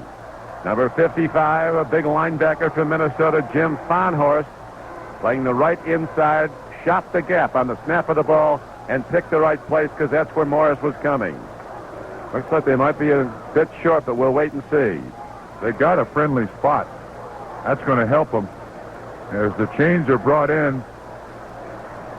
That time the 49er defense had a nice little slant on. Yeah, they made the first down by ever so little of the football. By the nose of the ball. Giants already have rushed for 148 yards in this first half. The 49ers just 18. 4:09, 4:08 to go in the first half. Giants firmly in control with their defense leading like this and Joe Morris running the ball the way he is. It's going all New York's way. Now they flank Morris out to the right as the wide receiver. Here is a pitch back to Carthon. Had trouble handling the ball, and he's quickly knocked down at the 33-yard line. No gain. It'll be 2nd down and 10 for the Giants, as they are running the clock, though, with a 14-3 second quarter lead. Haley made the tackle. Carter made the play. Carter was through the line of scrimmage. He beat the center that time, Bart Oates, and Carthon really had to change direction to try to get away from it. Now Roussan comes in. Morris goes out. Lionel Manuel in. Zeke Mowat goes out. This is where they like to get the ball to Bavaro, Don. Number 89 for the Giants, their leading receiver. They've gotten it to him once for a touchdown. The other Giant touchdown on a 45-yard run by Joe Morris to make it 14-3 New York. Now Phil Simms calls timeout with 3:11 to play in the first half. San Francisco and New York, if the winner of this game will be on their home field for the NFC Championship game next Sunday to play the Washington Redskins, a wild card team that has now advanced with 2 straight victories, first over the Rams in the wild card game, and yesterday with the upset of the Bears at Chicago. That's as shocking a win as I can remember. Washington over Chicago. Say what you want about Jim McMahon, the outrageous quarterback of the Chicago Bears, but they're a much better football team. And the magician, Bambi, as Mike Ditka called him, Doug Flutie couldn't get it done. The Redskins, everyone felt they were hurt. They had 2 of their best offensive linemen with broken bones in last week's win over the Rams. They played very, very well yesterday. This NFC Championship Series, it seems to feature all the defense. And in the AFC, it seems to feature an awful lot of offense. The NFC has the big guns like Joe Morris here, and for the Redskins, it's George Rogers. For San Francisco, it's Joe Montana and Roger Craig. For the AFC, it's still tough to pick, although we saw Cleveland yesterday. And you got to feel like, with their home field advantage, they're the odds-on favorite in the AFC. Particularly when it's coast-to-coast advantage, like the 49ers, you pointed out, Trump, starting a game which would be on their clock, their body alarm, 9:30 in the morning in San Francisco. That's all right to play the game, but you eat that pregame meal about 4 hours before the game. Now we're talking you get up at 5 o'clock in the morning to have that pregame meal. They started fast, but the fumble on their first possession really hurt. Cost them a touchdown, and the Giants have built a 14-3 lead. Phil Simms, hands off, a reverse. Joe Morris gives to Lionel Manuel. He's not going anywhere. Taken down in the backfield, going to the right side. Manuel back after a 12-week absence because of a sprained knee, was caught by Dwayne Board. That didn't work from the outset. Board stayed home, which is exactly what you want him to do. They faked the sweep to Joe Morris, and Board was standing right there when Lionel Manuel got the ball. Phil Simms tried to make a block. No luck whatsoever. Tony Galbraith now in the ball game. Lionel Manuel played at college, University of Pacific. Grew up as a 49ers fan in Northern California. Right now, though, the loss on the play gives the Giants a 14-3 lead and a 3rd down and 15 to work with at the Niners' 38-yard line. Shotgun snap. Backpedal to throw. Here's a throw off to the right flat. Ball taken there by Tony Galbraith, and he's down inside the 30, down to the 27-yard line. And the game clock ticks on down to 2:14 and running in the first half. Giants 14, the 49ers 3. Jim McKyer made the tackle down in this first half. The 49ers have not really tackled very well. We're going to have the 2-minute warning here. Down to 2 minutes it is, with the Giants in the lead, 14-3. That's the 2-minute warning, but there will be no warning when the lights go out. Keep an ever-ready flashlight close at hand. More power to look, more power to search, more power to play, more power to see and break. We sing today, ever ready, more power to the USA. Ever Ready makes every kind of flashlight for every kind of need. More power to the USA. Suppose you're moving. And suppose you're the kind of person who likes to take matters into his own hands, but who sometimes has trouble just packing the suitcase. Well, the first thing you should do is get your hands on the Rider Mover's Guide. It's a helpful little handbook that simply tells you what to do and when to do it. It gives you easy guidelines for moving yourself, and it's yours just for the asking. So flip open your yellow pages and call Ryder now. You may find that in this case, the only way to get something done right is to do it by hand. This is Don Criqui with Bob Trumpy on NBC Radio, the first of 2 playoff games today on NBC Radio. After this, we go to Mel Proctor and Dave Rowe at Mile High Stadium in Denver for the AFC Divisional matchup between the Broncos and the Patriots. Today, the Giants meeting the 49ers, a team the Giants rallied to defeat in the regular season on a Monday night at Candlestick Park, 21-17. A most unusual game. San Francisco moving almost at will through the Giants in the first half of that game, built up a 17-0 lead. The Giants, seemingly out of it, came out and had it won in the third quarter, scoring 21 points, and they shut out San Francisco in the second half to win 21-17. Don, does this game have the same feel that one did? We did that game. In a contrasting way, it indeed does. Yeah. I mean, San Francisco owned the first half in San Francisco. The Giants have owned the first half in New York as Allegre in to try a field goal. Fourth down and 6. It'll be a 45-yarder. Now the Giants shift into a different formation. Rutledge, the holder's a quarterback, and San Francisco doesn't have defensive backs on the field. Rutledge drops the man wide open tomorrow. He has the ball down to the 4-yard line. Whoa, what a play by the Giants. Their backup quarterback, Gary Rutledge, is the holder. They were set for a field goal try. Instead, shifted out of it into a shotgun. The Niners had a punch lock team on the field. The DBs were out. There was nobody that could cover. Bavaro ran free and got ahead for a 23-yard reception to the 5-yard line. Tom Holmoe finally makes the tackle. Rutledge has also been a wide receiver for the Giants.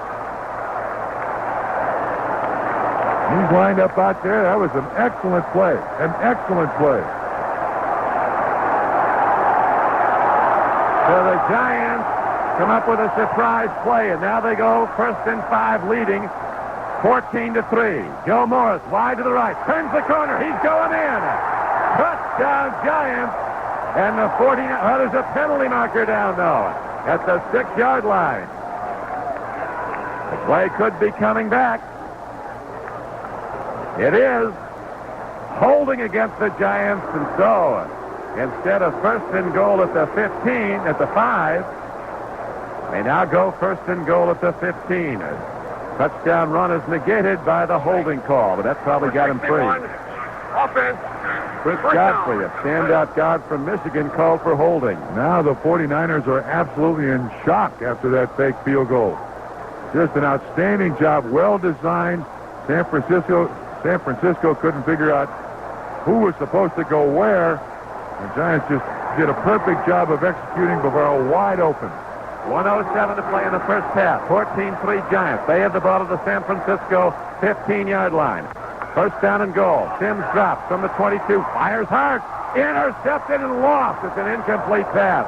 Ronnie Lott with 10 regular season interceptions, a first-team All-Pro player. stepped in front of the intended receiver, bobbled the ball. Bavaro was the intended receiver. Lott trying to run with it while he still did not have full possession, tapped at the ball and finally lost it falling down. It'll be 2nd and goal from the 49er 15. Now, you know, Bavaro was open for a long time there.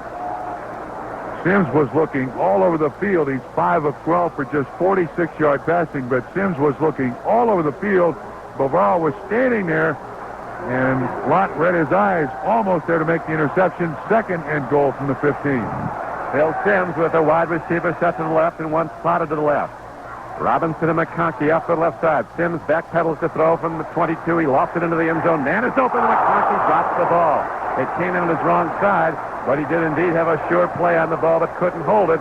And so the Giants miss a touchdown twice now on this drive. Once on the touchdown run by Joe Morris, it was negated by a holding call. And now a wide open Phil McConkey can't hold the ball, which came into the wrong side. Bad coverage that time by the 49ers. McIyer, the quarterback, the cornerback was the closest man in coverage. The rookie McConkey had him turned around. And Phil Sims going to take another timeout here. 3rd down and goal from the 15-yard line. Second charge, timeout, Giants.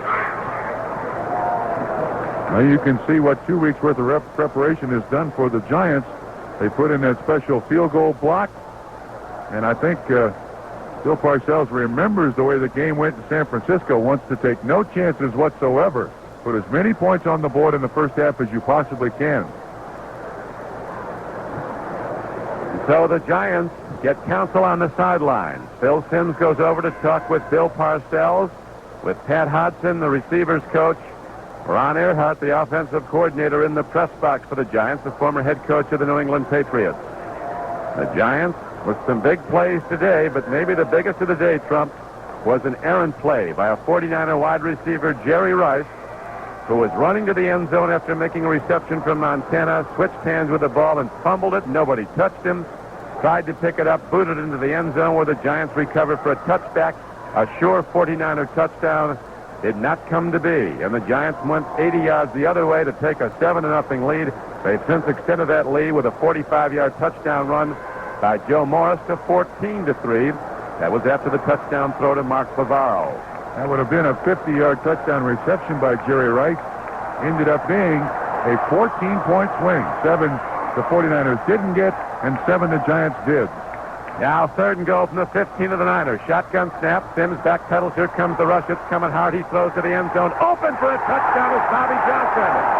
And the Giants hit it with 50 seconds left in the half. Phil Sims really hit hard as he released the ball. He's up, though. Tom Holmoe and Dwayne Board right in his face, but Sims able to follow through. 20-3 in the first half with 50 seconds to go. My goodness gracious, that's going to be a long flight back to San Francisco. Barring a big second half comeback, 49ers about to go down by 18 points if the extra point is good. Giants trailed in the regular season by 17 at halftime at San Francisco and came back to win. This time it's the Giants with the big first half lead. Snap was not a good one. The set down was, though, by Rutledge, and the extra point is on the way and through. And it's a 21-3 game. The Giants in the lead, 50 seconds to play in the first half. And they own this first half, the Giants. But then one of the reasons is the 49ers have kind of self-destructed, stubbed their toe, got in their own way. Right now, we pause 5 seconds for station identification.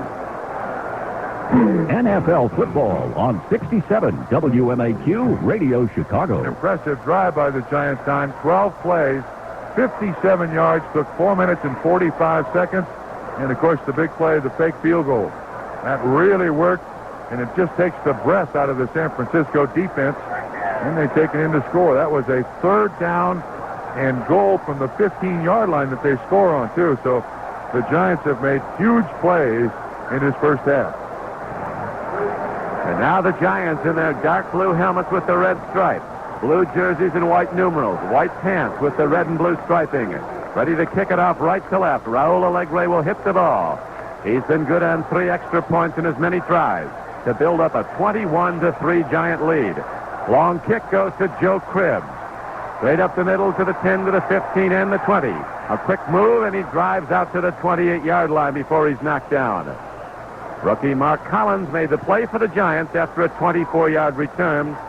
But now Joe Montana and the San Francisco offense, unable to move against the Giant defense since early in the game, comes out with only 43 seconds to play in the half, and the Niners are some 72 yards from the Giant end zone. This Giant defense, when they lead 21-3, they're scary. They are really scary because now they blitz on almost every down. People can get hurt playing this defense.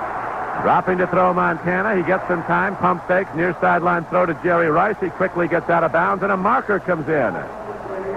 Elvis Patterson ran him out along the near sideline to the 32-yard line. A gain of about 4 on the play. Montana, for once, had a lot of time as the Giants only rushed 3 people, kept 8 back, but they had been blitzing most of the game. Don, they got an illegal man downfield here for San Francisco. It looked like it was going to be a center screen. Here's the call by Jerry Markbright. Ineligible receiver, downfield on the forward pass, number 51, offense, first down. That's a 10-yard penalty. The 49ers have done a good job on first downs of completing passes, but there's also several times been an accompanying penalty. Randy Cross was downfield, and he got caught. In last year's wild card playoff game, the Giants overwhelmed San Francisco, pounding Roger Craig and overrunning Joe Montana, who lost the ball down. It is intercepted by Taylor. Lawrence Taylor's heading for the end zone on the far side, and he goes in, and Joe Montana is down. Montana is down as they call out help. Joe Montana, who underwent major back surgery, is down. It looks like he might have injured a hand. We don't know for sure. Don, he got hammered by George Martin. Couldn't follow through on the pass. And Lawrence Taylor takes it in. The ball was way underthrown because Montana couldn't follow through. It's going to end up being a 34-yard return. Half the 49er team on the field as the Giants have gone out in front 27-3, huddled around Joe Montana, who is down on his knees, both hands on the ground, bent over. The quarterback, the 2-time NFL MVP, 2-time Super Bowl MVP, who went down after being hit very hard. Run over by Jim Burton, George Martin when he released the ball in the flat. The linebacker, Lawrence Taylor, standing in zone coverage, was almost a room service throw to him. No receiver near him, and he just stepped right out into the end zone from 25 yards out. Ron, you realize that's Lawrence Taylor's first interception of the 1986 season. It's just a 3-man rush. Burt really hammers him to the ground, and I do not believe it's his back. I think Joe Montana got the wind knocked out of him, but with that disc surgery, and Joe Montana's lost about 12 to 15 pounds, he can't seem to gain it back. And he almost looked like a feather out there when Jim Burt hit him. There's more people, more San Francisco 49ers on the field around Joe Montana than there are on the bench, Don. Joe Montana still down at the 5-yard line. He was hit just after releasing the ball in the pass that was intercepted and returned for a touchdown by All-Pro Lawrence Taylor to give the Giants a 27-3 lead with 28 seconds to play in the first half. And now Montana is up and gets a big ovation, but he's being helped to the locker room. I don't know if he's just been knocked dizzy. He's walking with a very slow gait. He looks pretty wobbly. Man on either side of him. We should make this point, too. The hit by Jim Burt, perfectly legal. No lay hit, nothing whatsoever. There's nothing illegal. And now the point after try. We'll get a report on Montana as soon as we can. As with 28 seconds to go in the first half, Raul Alegre is ready to try the point after. Snap, set down, and kick on the way, and good. And the Giants extend their lead to a huge 28-3 lead. This comment on Joe Montana, I think he got his bell rung. Burt hit him so hard in the chest that when he hit the AstroTurf, I think he knocked himself silly. But with that disc surgery, an awful lot of people were worried sick about could Joe Montana take the hit? Could he really stand all the pressure that he might get? And when he hit the turf, There's only a three-man rush. The Giants do a great job because there's 5 offensive linemen to block, but a three-man rush gets to Montana. The ball was intended for Jerry Rice, about 15 yards underthrown, and Lawrence Taylor could have moonwalked in for that score. Weather with an interception, as you pointed out, Trump, is first of this season for Taylor, and a 35-yard return for a touchdown. And so the 49ers are probably long gone, barring one of the great comebacks in playoff history. Down 28-3, and we're still in the second quarter. 28 seconds to play in it. The Redskins coaches back in Washington right now, putting together a Giant game plan. They'll be here for the NFC Championship game if indeed the Giants go on to win. And here's a kickoff bobbled by Craig. He falls out of the 13-yard line. It's all going wrong for the 49ers as Jeff Kemp now comes in to quarterback them with 25 seconds to play in the half. And I think we can almost talk next week. The Giants have beaten Washington twice so far this season. Although when they played here, we did that game, and Gary Clark had an all-world day. He had over 200 yards receiving. But if I were Joe Gibbs, I'd get out the Giant game films and start looking over the game plan they used twice this season with no success. They're going to be playing the Giants here in the Meadowlands next week. There's no way in the world the Giants, the 49ers now with Kemp at quarterback, can come back in this game. Right now, he throws on first down, but now the play's whistled dead as he dropped the throw. And before he released the ball, penalty markers are down all over. That's a delay of game. The 30-second clock expired. Psychological impact of losing Montana. We don't know if it's for the rest of the game or not after he was hit very hard throwing an intercepted pass that was returned for a touchdown by Lawrence Taylor. The psychological impact enormous on the San Francisco team, as Joe Montana is the guy that makes them go. He's led them to 2 Super Bowl wins in 2 tries. By the way, that was Montana's 10th interception thrown in the 1986 season. Kemp drops. Timing pattern. Over the middle he throws, and the ball is dropped. It was right on the numbers to Derek Crawford. And the rookie from Memphis State at the 30-yard line running a straight downfield go pattern, had the ball right to him, but couldn't hold it. He was more interested in the guy in front of him. Perry Williams, the defensive back, was about to hammer him. I think Derek Crawford heard that, boo! Look out! I'm here! And he didn't look for the football. 49ers now with 6 penalties for 40 yards, the Giants with just 1. It's 28-3. The Giants over the 49ers. This is Don Criqui with Bob Trumpy on NBC Radio, part of a doubleheader of football on NBC today, immediately following Denver and New England from Mile High Stadium. Here's a throw, and nobody near the ball. Jerry Rice didn't even look at it, as right now the 49ers appear to be totally out of sync and very much intimidated by the huge and hard-hitting Giant linebackers. That's the point. Gary Reasons was the close man. The 49ers run an awful lot of slant passes. That is, wide receivers going into the middle, and that's where the big, fat, mean, and ugly live. And wide receivers know that. They don't want to be in there because generally the next thing you see is a stretcher.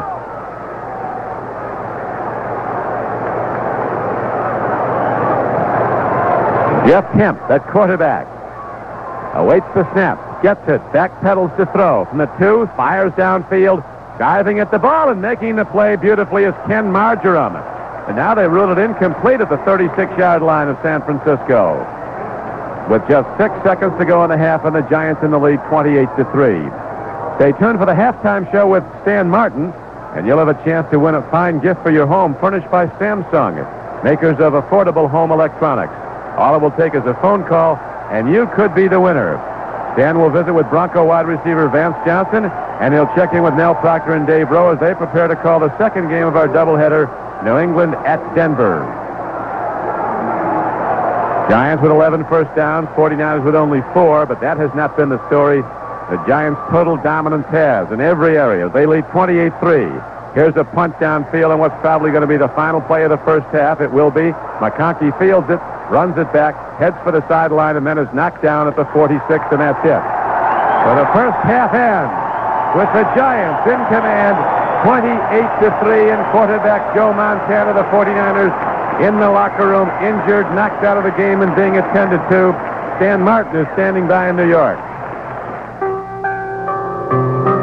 They came to New York Harbor from around the world to salute a special lady on her birthday. I'm Phil Simms of the New York Giants. Join me on behalf of the National Football League and the United Way in a special salute to Miss Liberty. For 100 years, that light of liberty and the American dream has burned brightly. Miss Liberty has been the symbol of all those who came with their dreams of America. And for 100 years, the United Way has become that light, helping people find the human dignity that makes real freedom and liberty possible. The NFL salutes the United Way and Miss Liberty as they celebrate their centennial. Thanks to you, it works. For all of us, the United Way. This message furnished for the National Football League.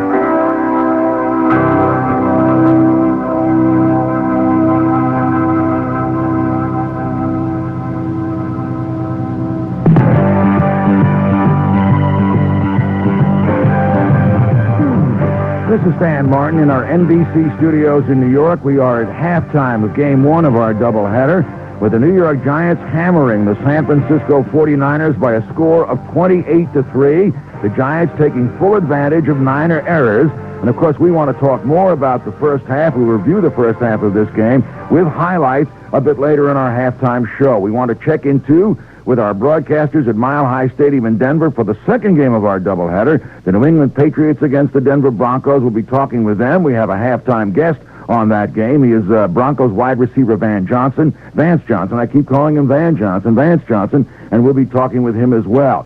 We'll be getting to all of this a bit later. Right now, we want to remind you that later in our show, we'd like to hear from you on 1-800-NFL Live. Now, you might be the lucky winner of a fine prize by Samsung, makers of affordable home electronics.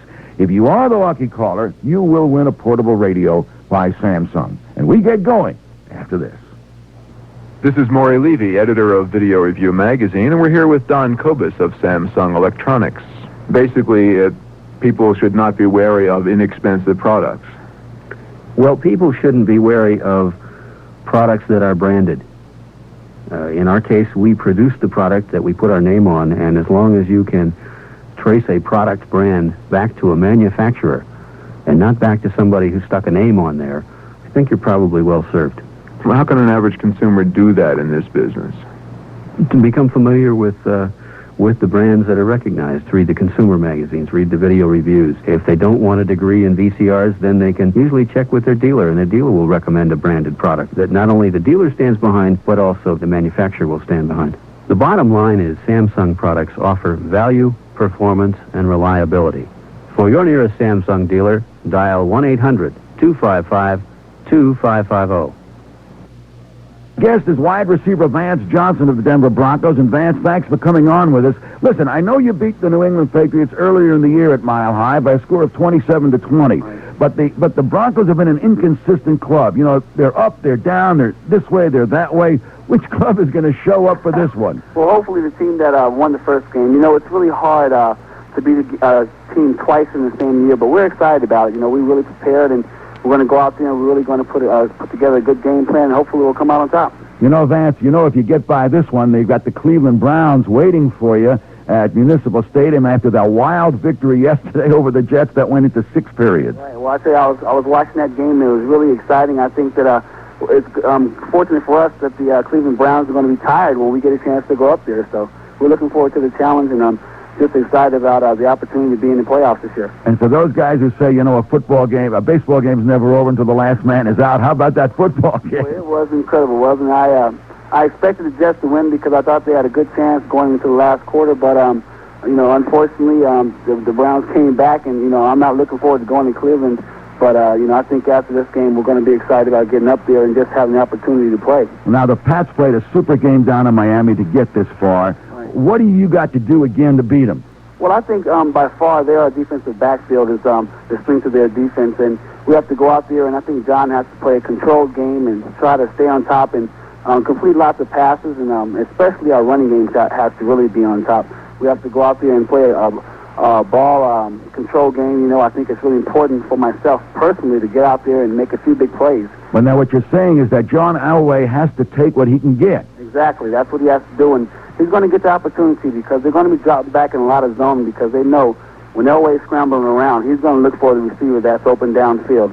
So therefore, he has to go out there and take the short passes once in a while by looking for the backs and the tight ends, and then he can look deep once in a while for myself and Mark Jackson. And what about the Pats on offense behind Tony Eason? Well, I'll tell you, they're a great team, and I know they're going to be excited about going out there. I think it's going to be a high-scoring game because the Pats are really good. They put a lot of points on the board, and they're very aggressive up front with their offensive line. And, you know, with Eason back there, he can pick the right receiver, and they have a great group of receivers out there that can make the big play. Hey, Vance, have a good game. Stay good, stay healthy, don't get hurt, and we'll talk to you. Okay, thank you. Our halftime guest, wide receiver Vance Johnson of the Denver Broncos. And before we do anything else, let's hook up with our two guys at Mile High Stadium in Denver, Mel Proctor and Dave Rowe. And let me tell you about these two guys. They probably have done more traveling in the last 3 days than Marco Polo's done in a lifetime. Friday night, they were in Tempe, Arizona for the Fiesta Bowl. Yesterday, they were at Soldier Field in Chicago for the Redskins-Bears game. Today, they're at Mile High Stadium in Denver for the Broncos-Patriots. Hey, listen, you guys, I think you're running up a frequent flyer mileage program. Well, Stan, you know, it's interesting. On the flight in from Chicago last night, the pilot came back and said to Dave and I, you know, I've seen so much of you guys in the past few days that we know you belong to our frequent flyer program, but why don't you just come on up and sit in the cockpit and we'll make you co-pilot? Well, you can't convince me that Rowe flew that plane. It would have been awful bumpy, Stan. Listen, yeah, they offered Dave a ride in the baggage section. Mel, I want to ask you something. What is this? The New England Patriots are really working up in the last 2 seasons a reputation as a super club on the road. No question about it. They won 3 games on the road last year to advance to the Super Bowl, the first team in NFL history to accomplish that feat. I think that does give them a psychological, I don't want to say edge, but it's a psychological plus coming in here to Denver, a very tough place to play. The Broncos were 7-1 at home. The Patriots had a great road record this year. They were 7-1. Their only loss was here. But I think that's very important that they've had success on the road because they know they can win away from home. When I spoke to wide receiver Vance Johnson of the Denver Broncos, and he's predicting a high-scoring game. Do you guys see it that way? Well, I'll tell you, both teams cannot run the ball. The Patriots, they have been unable to run the ball this year. They're averaging 2.9 yards stand on the ground, so they've got to put the ball in the air. They have 3 unbelievable receivers with over 17 yards per catch, so they are going to throw the ball. The same thing is true of Denver. They've got the arm of John Elway. That's how they got here, and there's an old adage that you got to dance with the girl you take, and that's what got them both to the playoffs. So I look for a high-scoring and a large passing game. Okay, we'll be listening to you guys later on. Game 2, the game between the Denver Broncos and the New England Patriots. That was Mel Proctor and Dave Rowe from Mile High Stadium in Denver. And we'll recheck the first half of our Game 1 between the Giants and the San Francisco 49ers after this. Alka-Seltzer presents Rescues from Modern Living. Today, heavy dinners. My husband is cooking dinner tonight. I get this feeling he gets his recipes out of Weightlifters Weekly. Talk about heavy. You know what the problem with his cooking is? 72 hours later, you're hungry again. For the heavy meals that not only sit with you, but sit on you, send the bubbles of Alka-Seltzer to the rescue, because speed is what you need to relieve the tonnage in your stomach and heartburn with a headache fast. Alka-Seltzer to the rescue. It's the perfect after-dinner drink. Use only as directed. At halftime, the New York Giants lead the San Francisco 49ers by a score of 28-3, taking advantage of 3 San Francisco turnovers to score touchdowns. Let's take a quick review of that first half. To begin with, the Giants went 3 and out on their first possession, punted the ball, and the Niners started off as if they were going to blow the Giants right out of the stadium. They ran well, Montana passed well, and then Montana found Jerry Rice for what appeared to be a touchdown, but suddenly disaster. Montana dropping to throw, quick timing pattern, guns the ball into Jerry Rice. He's running an open field. He's heading for the end zone, and he fumbles. Rice tries to pick it up, and he loses the ball, and the Giants are going to recover in the end zone. Touchdown. The Giants get the ball. The 49ers get a short touchdown. A huge break for the Giants to get the ball out to their own 20-yard line, and Phil Simms marched them 80 yards to a touchdown, hitting Mark Bavaro for 24 yards to put the Giants up 7-0. On the ensuing kickoff, Joe Cribbs ran the kickoff back to his own 42. The Niners came storming back, got deep in the Giant territory, in fact, drove all the way to the Giant 9-yard line, but they stalled. Ray Wershing wound up kicking a 26-yard field goal. That made it 7-3, and that was to be the only scoring for San Francisco in the first half. In the second quarter, back came the Giants once again after Herb Welsh intercepted a Joe Montana pass. On the first play from scrimmage, the Giants smashed one. Montana play fakes beautifully, looking at Jerry Rice, and he ran the wrong pattern. 3-ball intercepted by Herb Welch. At the 40-yard line, he laterals. It's picked off by Elvis Patterson. He has a blocker. Roger Craig can't get him. Far side of the field, and finally Joe Quick stops him at the 49er 45-yard line. And the Giants struck in just one play. Here comes Morris on the run. He breaks into open field, and he's heading for the end zone. Joe Morris is going to go in for a touchdown. 45 yards and an off-tackle play. That made it Giants 14, San Francisco 3, and then the big play, the Giants faked the field goal, drove it deep. Phil Simms threw 15 yards to Bobby Johnson to make it 21-3. Then Lawrence Taylor intercepted Joe Montana as Montana was being knocked out of the ball game. He returned 34 yards for a 28-3 Giants lead. Montana was out. Jeff Kemp had to finish up the first half for San Francisco at quarterback. There you have it, 28-3 Giants at the half. This is the NFL on NBC.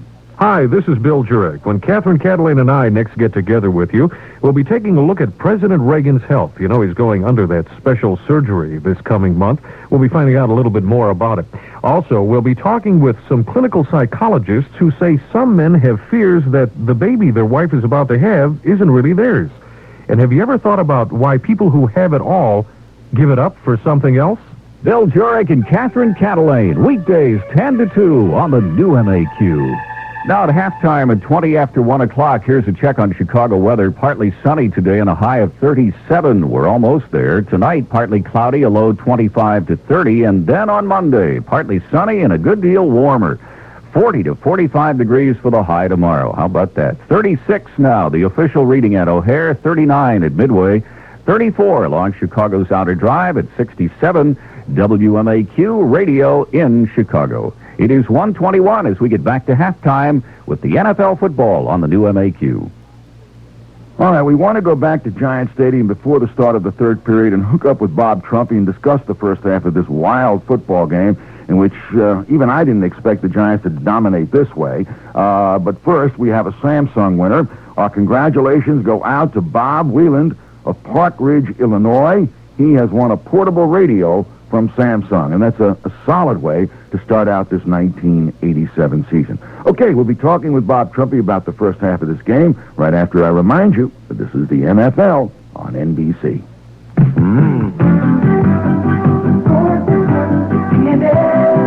3, 2, 1, liftoff. You're now entering space, office space, crafted by D&L. First stop, the reception area, designed by D&L to welcome your clients and customers. Next, the general office area, crafted by D&L with open office systems and landscape ideas. Then past the corporate offices, designed by D&L for leadership and hard work. On to the conference room and on to the computer rooms. And on it goes, all crafted by D&L. You've entered space, office space. Call 527-3636 and see how your business can take off with ideas from D&L.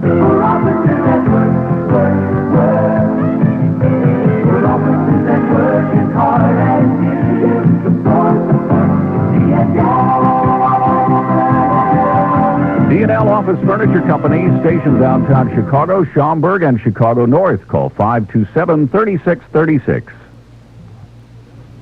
Let's talk to Bob Trumpy at Giant Stadium. Bob, even after Jerry Rice fumbled that ball early in the first period, the Giants came back and scored. It seemed to me that the Niners were still in the game. They were down 7-3, but then that Herb Welch interception on Montana in the second quarter that set up the Joe Morris touchdown really killed him. Stan, the one thing about playoff games is emotion is so vitally important. And the 49ers started out at a gallop, and then that fumble by Jerry Rice ended up being a 14-point swing. Very seldom can you, in championship games, survive something like that, Stan. You're right, they kept their cool, but then it really started to come apart in the second quarter. The report we have on Joe Montana is a concussion and bruised ribs. The 49ers just came back out on the field, and I do not see Joe Montana anywhere. Jeff Kemp is warming up, Morosky is warming up, but Joe Montana is nowhere to be found. You know, realistically, you have to think that this game is a blowout. Yeah, except for throwing the water on Bill Parcells, Stan, I don't know if there's anything else for us to wait for. I agree with you. So, let me project you down the line a week. We could come down to the Giants facing the Washington Redskins, for a third time in one season. And I've spoken to football and basketball coaches. They don't like it, really. They don't like it after they've beaten the club twice to have to face them a third time. You're absolutely right, although the one thing that the Giants have going for them is that their defense in both of those games, run defense was excellent. Their pass defense was atrocious in both games. So Washington's going to come in feeling pretty good. They beat Chicago yesterday. That's a tremendous psychological lift. And Stan, I agree with you. I do think that unless the Giants are suddenly stricken, all 45 players, with some rare and debilitating disease, and this game is just out of control. This game is over. How do you explain that game yesterday in Chicago, Trump? Well, I think once you get by the feeling of you're playing the defending Super Bowl champions, which the Washington Redskins certainly not afraid of anybody, it's a big plus for them. And I thought if they started out well, which they did, they'd certainly have a chance to really get it done against Chicago. And then Chicago just really couldn't get anything done offensively, and that just added to the psyche of the Redskins, and they finally, the Chicago Bears gave the Redskins a chance to win, and the Redskins took advantage of it. Stan, nice talking to you. We'll keep an eye out, see if we see Joe Montana come back onto the field, but he's nowhere to be found at this point. First half numbers not worth going over because they are all Giants. One pertinent statistic, Joe Morris has rushed for 116 yards.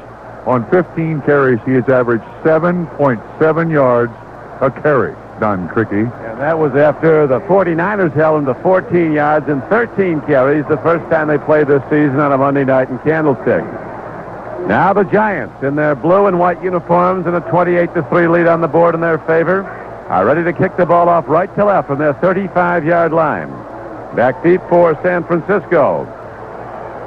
Joe Cribbs goes back along with Roger Craig. The kick comes to Cribbs on the one bounce. He lets it go into the end zone, and he'd be wise to down the ball. Finally, it rolls out for a touchback. And the Giants send out their defense, the Niners, to go first and 10 at their 20, with Joe Montana still in the locker room with a concussion and Jeff Kemp out to quarterback. I think, too, Bill Walsh goes in at halftime to talk to his football team. You know, there's not a lot he can say to them. I mean, there's just nothing you can say for what happened in the first half. The 28 points, the 21-point second quarter by the Giants, the turnover, the injury to Joe Montana. The players go in there and sit with their chin in their chest saying, what are we doing here and why do we deserve this? Jerry Rice now comes out wide to the right, wondering why he deserved his bad day so far. Right now, a handoff to Roger Craig to the left. The far side, he turns upfield and turns out of bounds with a 5-yard gain. Run out by Harry Carson. In the first half, Roger Craig ran 4 times for 12 yards. Joe Cribbs 5 carries for 6 yards. The Niners averaging 2 yards a carry for 9 rushes, 18 yards. That's not good enough because so much of San Francisco's offense relies on the play-action faking. And that first drive by San Francisco was a good play-action fake that got Jerry Rice open. Of course, he fumbled it, and it's been downhill from there for the 49ers. Second down and 5 for the 49ers in gold, red, and white. Handoff up the middle. Joe Cribbs is tripped by linebacker Carl Banks. He does fall ahead for a yard or two out to the 27-yard line. The 49ers stunned by the first half reversal. Rice appearing to go in for the first touchdown, fumbling the ball away, and the Giants getting it in the end zone, and then going the other way to take the lead, which they've now built to 28-3. And I'll tell you another problem that the 49ers have. In Bill Walsh's offense in practice, the starting quarterback takes 95% of the snaps. Jeff Kemp has probably not run the San Francisco offense in 9 weeks, maybe 10. Right now, he's dropping to throw against the blitz. He gets the ball away. The catch is made by Rice. He loses the ball. He might be down, but there is also a penalty marker down. And Jerry Rice may very well have been fouled coming off the right flank on a post pattern over the middle. Looked like Elvis Patterson, the man in coverage, a little slant. All the 49ers were trying to do was pick up the first down. Giants have played a spectacular first half. They did not turn the ball over, number one. Pass interference against the Giants. They get a first down any way you look at it. The other thing is the Giants only had 1 penalty for 10 yards. The 49ers 6 for 40 in the first half. Interference. The number 34, defense, automatic first down.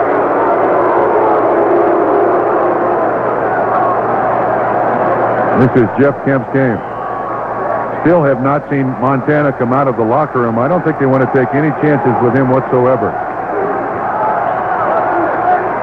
Montana still in the locker room. Jeff Kemp at quarterback.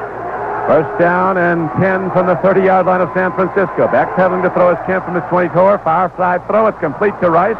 He turns upfield and gets out of bounds for another 10-yard gain.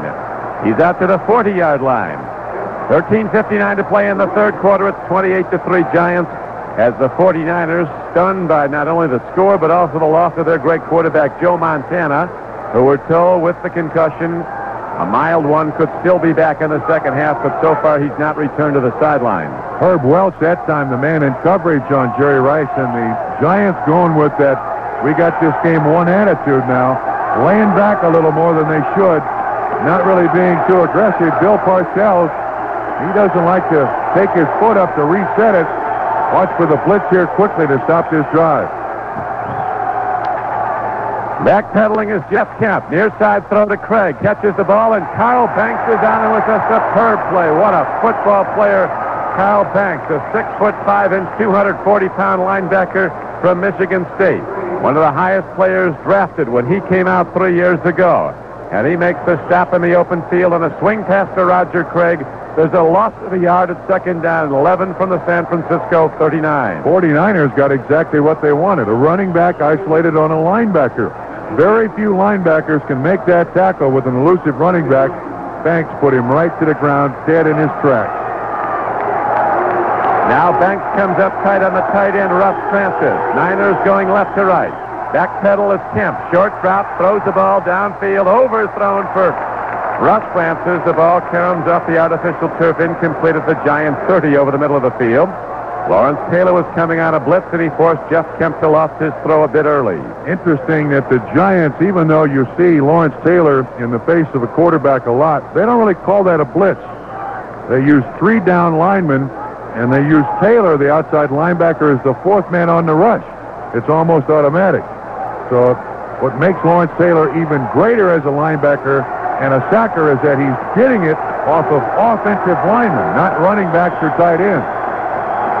Right now, Lawrence Taylor's up tight. Giant linebackers blitz again. Here's the rush. The throw is completed to Roger Craig. He turns the corner in open field. Herb Welch drops him after a gain of about 8 yards on the play. It was 3rd and 11, and now it'll be 4th and 3, so a very near hit for a first down, but Herb Welch hung on before Roger Craig could break into open field. Pepper Johnson came on the blitz that pressured Jeff Kemp, and the 49ers have to punt. Max Runniger standing at his 31-yard line to our left. Downfield of the Giant 10 is Phil McConkey.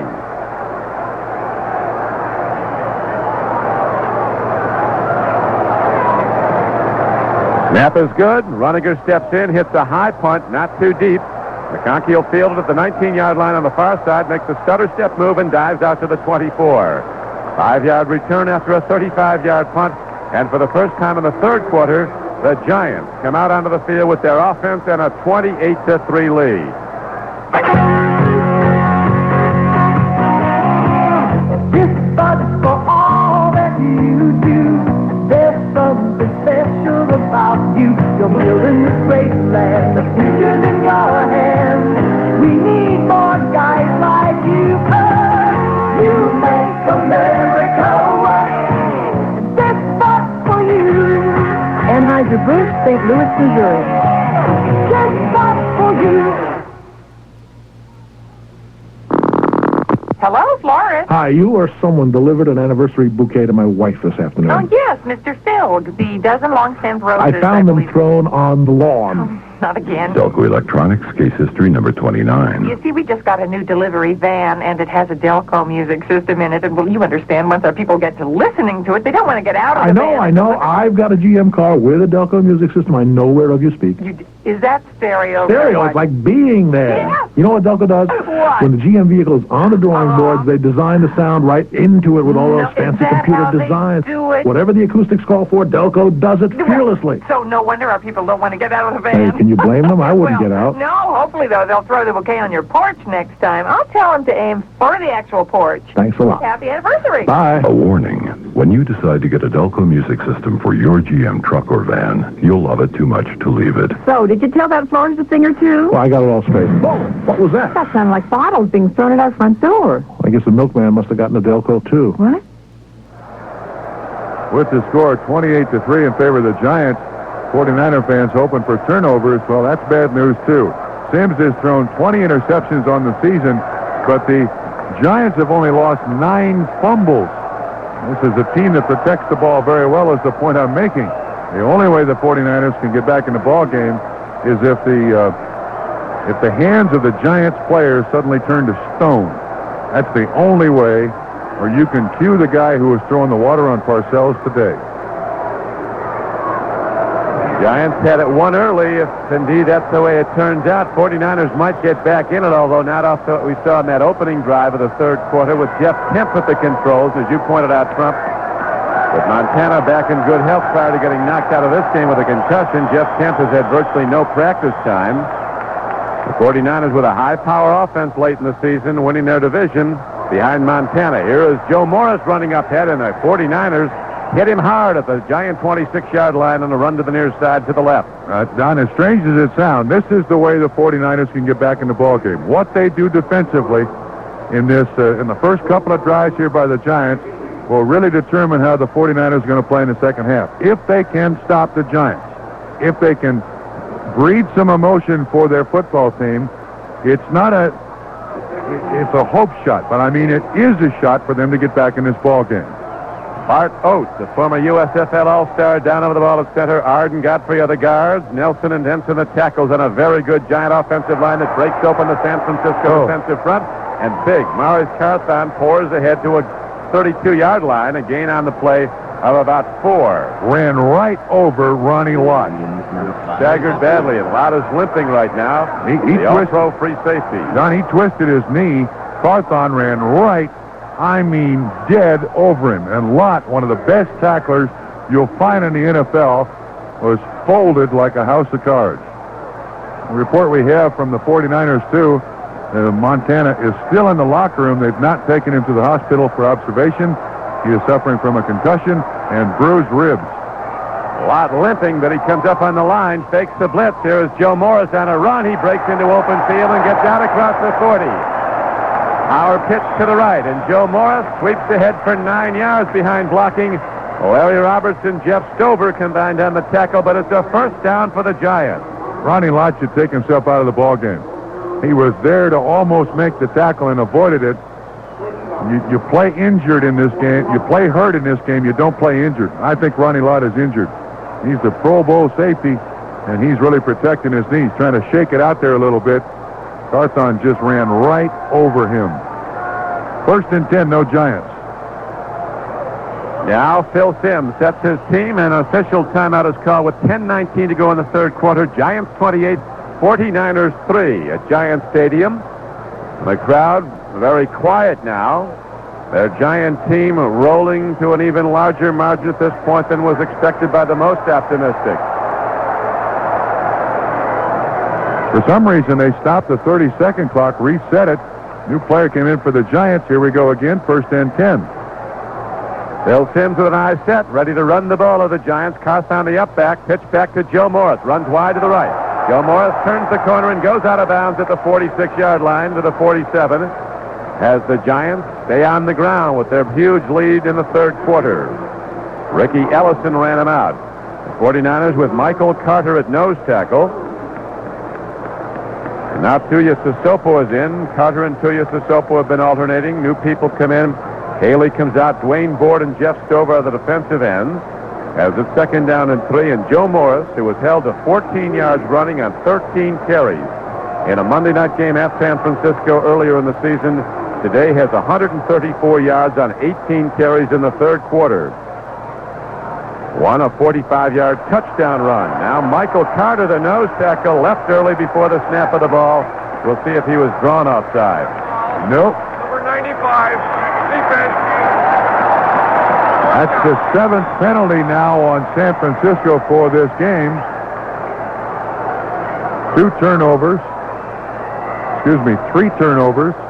a lost quarterback. Giants with a 14-2 regular season record, the best in the NFL, along with the Chicago Bears, are in the playoffs no more. The Giants with a perfect home record, 8-0, looking to extend that to 9-0, and they'll have the home field again next week against Washington. J.C. Robinson uncovered. Has time. He throws to Lee Roussan, who's out of bounds at the 31-yard line for a 17-yard gain. Whoa. I'm telling you, Stacy Robinson, near side, was uncovered. He went down the sideline, looked like he was just trying to draw coverage. He ended up being wide open, and Roussan in the flat picks up a 17-yard pass reception. Keena Turner was the closest man, but that was almost another touchdown if Sims can see Stacy Robinson down the field. 1st and 10 at the 49er 30. Robinson comes to the left. Handoff, Joe Morris. One's wide to the right. Turns upfield. And Joe Morris is down to the 21-yard line. Carthon with a huge block to spring him on the power sweep to the right. Tim McKyer, one of the 2 rookie cornerbacks for San Francisco, made the tackle, but he made it 9 yards downfield as the Giants are at the Niner 21-yard line with a 28-3 lead. And this is to the point where it's men playing with boys now. The Giants are just running over the defensive line. Carthon is knocking the linebackers not out of the play, on the ground. And Joe Morris is not being touched until he's 6 or 7 yards down the field. Giants go with Bavaro and Moet. Power formation at tight end on 2nd and less than 2. Handoff, pitch back to Morris, trying to turn the corner. He does, and Joe Morris is out of bounds at the 15-yard line with a Giant first down. Mark Bavaro, the all-pro tight end, led the blocking, and there's a marker down.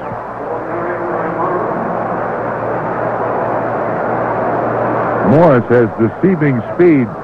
It looked like the linebacker was going to get there, Keena Turner, before he could turn the corner, but Joe Morris picked up about 6 or 7 yards. Here's a call by Jerry Markbright.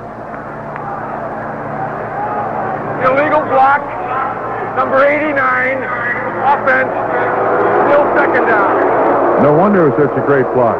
It was illegal. Mark Bavaro on Keena Turner. Actually, you know, he's kind of holding on to him. Yeah. We have the benefit of a monitor here in the booth, and he was holding on to Keena Turner. No wonder Joe Morris could pick up 7 or 8 yards on that play. So, 2nd down and 8 for the Giants as this route continues. Giants with the ball at the 28-yard line of San Francisco, moving right to left in the 3rd quarter. Sims is dropping to throw. He looks. He lost it to the end zone. The ball comes down for a touchdown to Phil McConkey. On the fly, Phil McConkey, the little wide receiver from the Naval Academy, a sprint pattern up the right flank. And a beautifully thrown ball by Phil Sims is right to him, a step in front of Tim McKyer. And McConkey comes down with both feet in, goes out of the end zone, the arms go up. It's a touchdown for the Giants, and what was a rout has turned into an embarrassment for San Francisco, as the Giants have now gone to a 34-3 lead. So then in the summer of '63, I was working on this farm, you see. Had about 175 head of registered Holstein. Had a good time. It was down by the Mackinac River. Used to really enjoy working a tough day and then swimming in that river. We'll cover 64 after this. Here's the extra point attempt by Raul Alegre on the way. It's good. What else? 35-3 Giants. 8:56 to play in the 3rd quarter. There's no hope now. Nope, I'm telling you. Cue the guy who throws the water on Parcells. 8 plays, 75 yards, 3 minutes and 46 seconds. Phil Sims again had people hanging all over him. Ricky Ellison on the blitz, but McConkey, who runs straight upfield, beats McKyer on a perfectly thrown ball by Phil Sims, and the rest of this game is a gimme.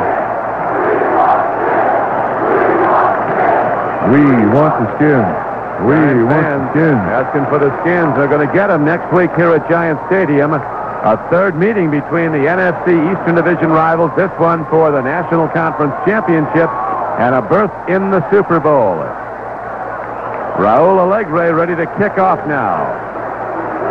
Once again with a 35-3 Giant lead on the board. Roger Craig and Joe Cribbs are back. Alegre takes 2 steps and then whacks the ball soccer style to Roger Craig at the 10. 20. 2 hands on the ball, straight up the middle of the field. He's knocked down by Pepper Johnson.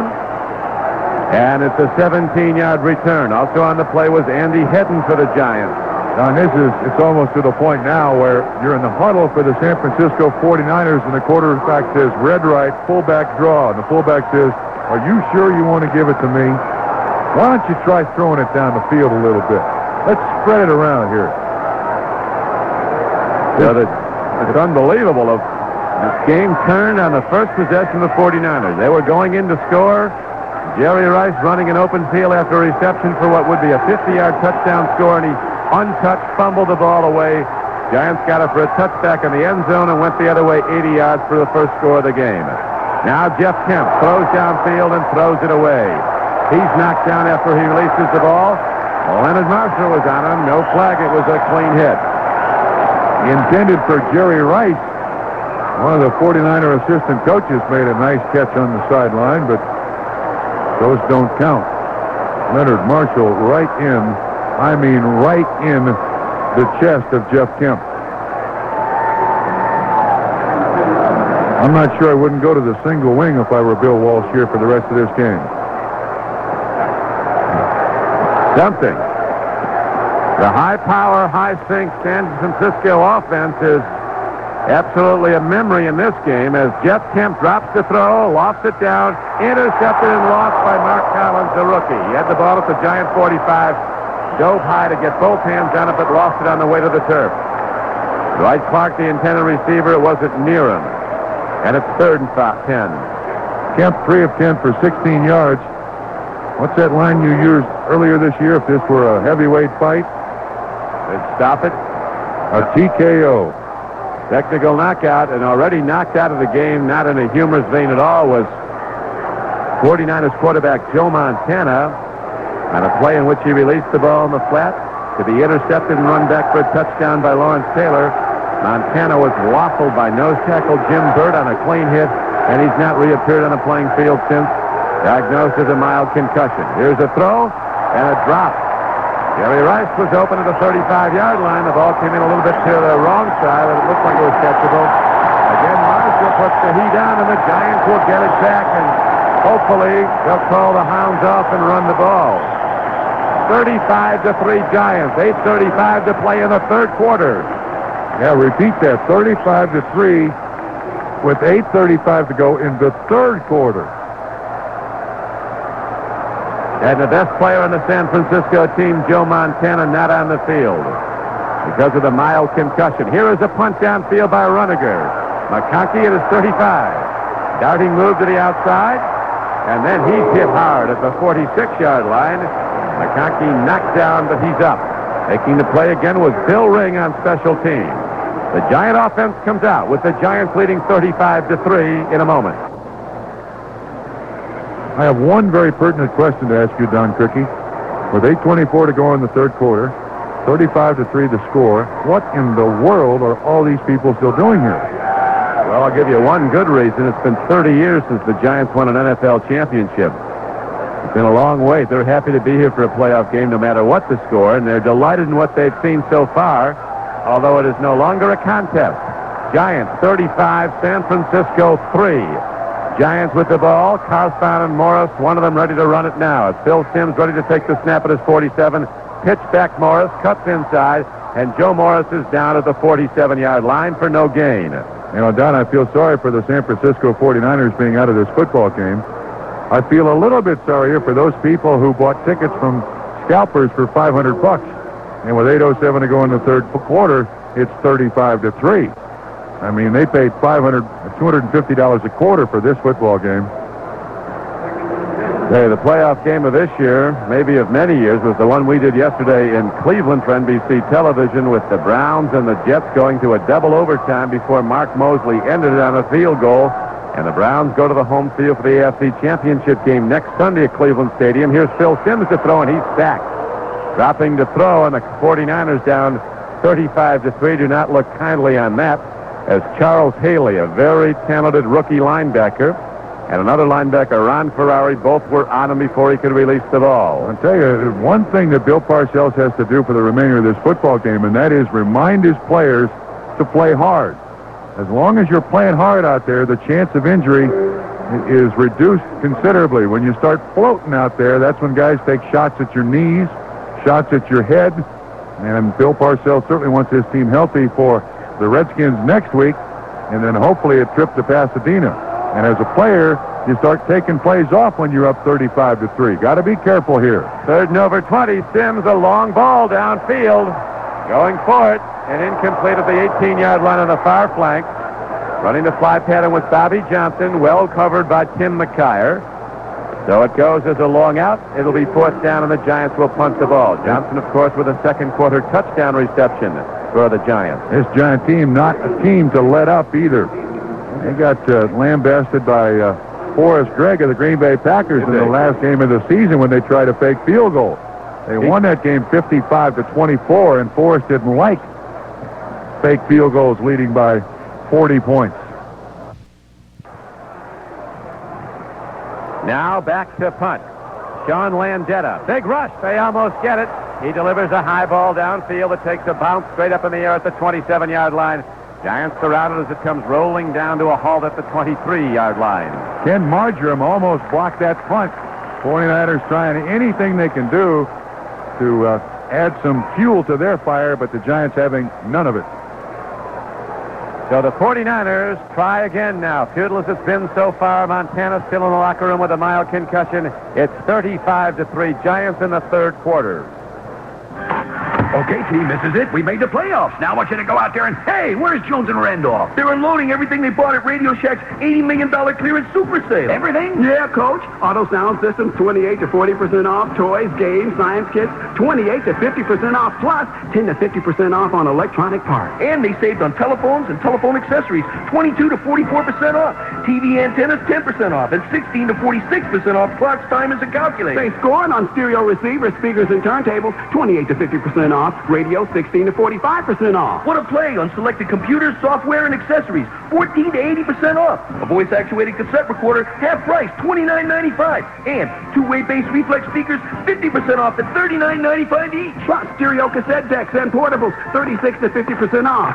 Hey, Coach, where you going? Radio Shack. Oh, what about the game? I'll catch it on TV. They're 16 to 41% off. Radio Shack's $80 million clearance super sale will bowl you over. Don't miss it.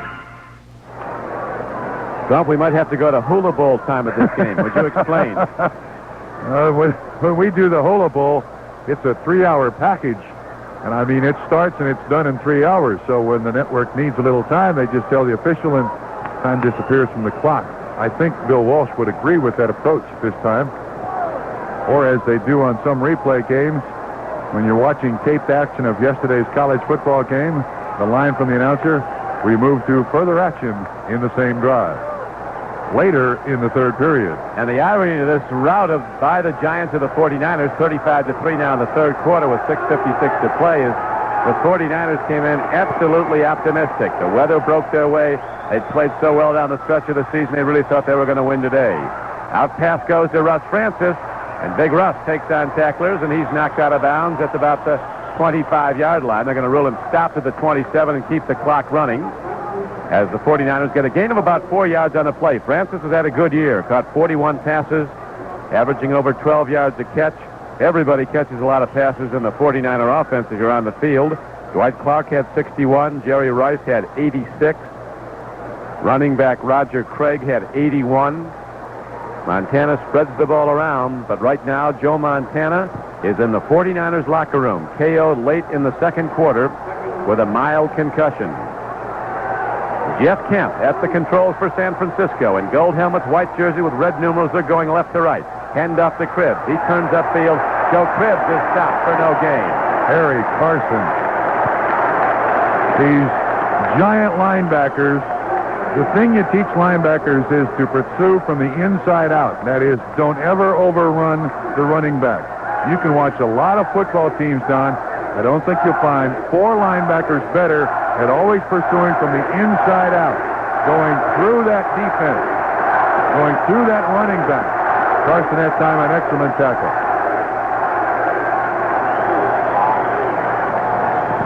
Joe Cribbs trumped 7 carries, 6 yards, and Craig a little bit better, but not much. Here is a throw over the middle to Dwight Clark, and the ball is stripped away from at the 38-yard line. A slant pattern left to right. A beautifully thrown ball by Kemp, and Clark had both hands down up at the defender. Mark Collins, a rookie, came in and karate whacked him on the forearms and knocked it free. San Francisco has gained 3 yards total in their last 6 possessions. I don't know what playoff records are for yards allowed in a game, but the Giants are going to get it today. 35-3. The 49ers have 5 first downs, and they had 4 in the first quarter. The Giants are the Chicago Bears of a year ago right now, rolling over everybody. Here is a punt downfield to McConkey, and he's down at his 49 after a 4-yard return. So the Giants send out their offense, leading the game 35-3, and we'll be back after this. Maybe you're moving, and maybe you're the kind of person who wouldn't mind moving himself to save a few bucks. But maybe you're wondering just what you'd be getting yourself into. Well, maybe you ought to call your nearby Ryder dealer, because he's got things like hand trucks and furniture pads, so the heavy stuff becomes light, and the light stuff becomes safe. So pull out your yellow pages and call Ryder now. If you do, the only thing you'll be getting yourself into is a new home. Win a luxury Alaskan cruise from Alka-Seltzer Plus Cold Medicine. The cold medicine that helped Libby Riddles win the 1,000-mile Alaskan Iditarod sled dog race offers you the chance to win an Alaskan vacation plus $5,000.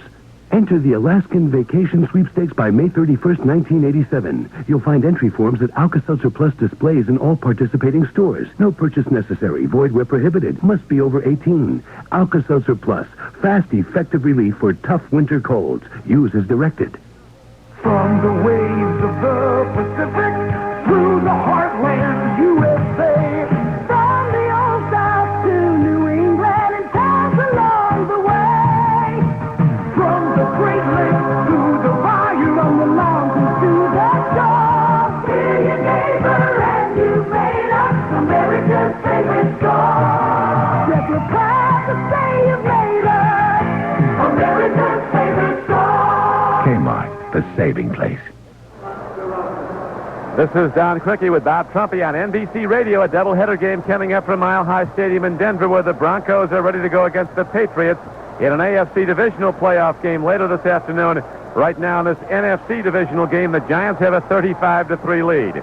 Before the 49ers came in, their Pro Bowl guard Randy Cross said, if I was on another team, I wouldn't want to be playing the 49ers right now.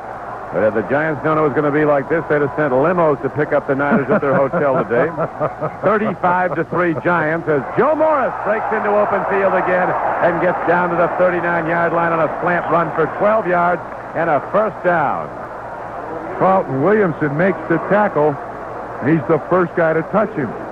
Giants run an excellent trap back up the middle. Morris goes to the sideline. Lee Roussan comes in. Morris now 22 carries, 158 yards. The Giants will be on their home field next Sunday for the National Conference Championship game against their longtime nemesis from the NFC East, the Washington Redskins, who in the wild card beat the Rams, then beat the Bears, and now head to the conference championship game for a third meeting against the Giants this year. The Giants won the 2 regular season meetings. One very close, one a giant rout at D.C. Another give up the middle, and a first down carry. The Giants get 4 to the 35-yard line. Lee Roussan gets the call, as Bill Parcells, the Giants coach, Trump, now can give a lot of players a chance to win their letters. He's got a smile on his face with 4:18 to go in the third quarter. Dwayne Board makes the tackle on that particular play. But everything the Giants have done today has worked. It's been primarily Joe Morris and the 49ers tripping over themselves. 49er defense, which had been really dominant the late stages of the regular season, unable to stop the Giants. Here's a handoff to Roussan. He cuts back and is knocked down for no gain. Started to run on a sweep to the left, saw nobody there, Nothing open to go to. He cuts back to the middle of the field and was taken down there. On the tackle was Dwayne Board as we pause 5 seconds for station identification. NFL football on 67 WMAQ Radio Chicago. I think we could even pause 10 seconds, couldn't we? Would you notice the difference today? The Giants are really dominant, just like the Bears a year ago. What's the difference in Chicago this year? The best player in the Chicago offense has been out, Jim McMahon, his season over. The best receiver, the wide receiver, was out for the season, Dennis McKinnon. Penalty markers go down as Joe Morris runs on 3rd and 4 and gets close to a first down, but the play will come back. No. I think it'll stand. That's a penalty against San Francisco. They jumped off sides. It'll be an automatic first down. Ronnie Lott on the tackle. And the 49ers, after the coin flip, which they lost, it's gotten worse. Very few times have you found San Francisco teams held to 3 points, too. They were shut out. They were not shut out at any point during the 1986 season, and the lowest point total they had was their first game against, I take it back, their lowest point total was 10 points. That's the tie against Atlanta. They haven't come close to scoring but one time. Offside, number 72, defense, first down. Now, why would you jump off sides when it's 35-3 in the third quarter? Why not? Well, you got a point. Change their luck. You got a point. Now the Giants come out of the huddle. 35-3, they command this game. Stacy Robinson and Lionel Manuel. Manuel, who missed 12 weeks. Off to the left as Manuel goes in motion to the right. Hand off to Carthon, the fullback. And he's tackled at the line of scrimmage for no gain. Dwayne Board made the stop for the 49ers. As the Giants now are literally running the clock with just a straight-ahead running game. Their lead so commanding that the 49ers would have no shot probably if Montana came out and played his best game the rest of the way. And right now he's not even on the sideline, having gone down with a mild concussion when hit in the second quarter. Giant team, too, is 1, 2, 4, 6, 8. Their last 9 games, and this is going to be their 10th. This is definitely the hottest team playing in the NFL now. So hot, they've made it boring in their recent games, and now Sims drops the throw. He stands, he looks, he lost it to Mowat. Touchdown, Giants. The tight end coming over the middle of the field gets a perfect lead throw, and Sims hits him from 29 yards out, and the route goes to 41-3. Mowat's third touchdown reception of the 1986 season. When are they going to take Phil Sims out of there? For the last 3 seasons, he's not missed a snap. But at this point now, you can make a defense angry. They'll cheap shot you. I'm Bill Parcells. I get him out of there. Carlton Williamson, the closest man to Zeke Mowat.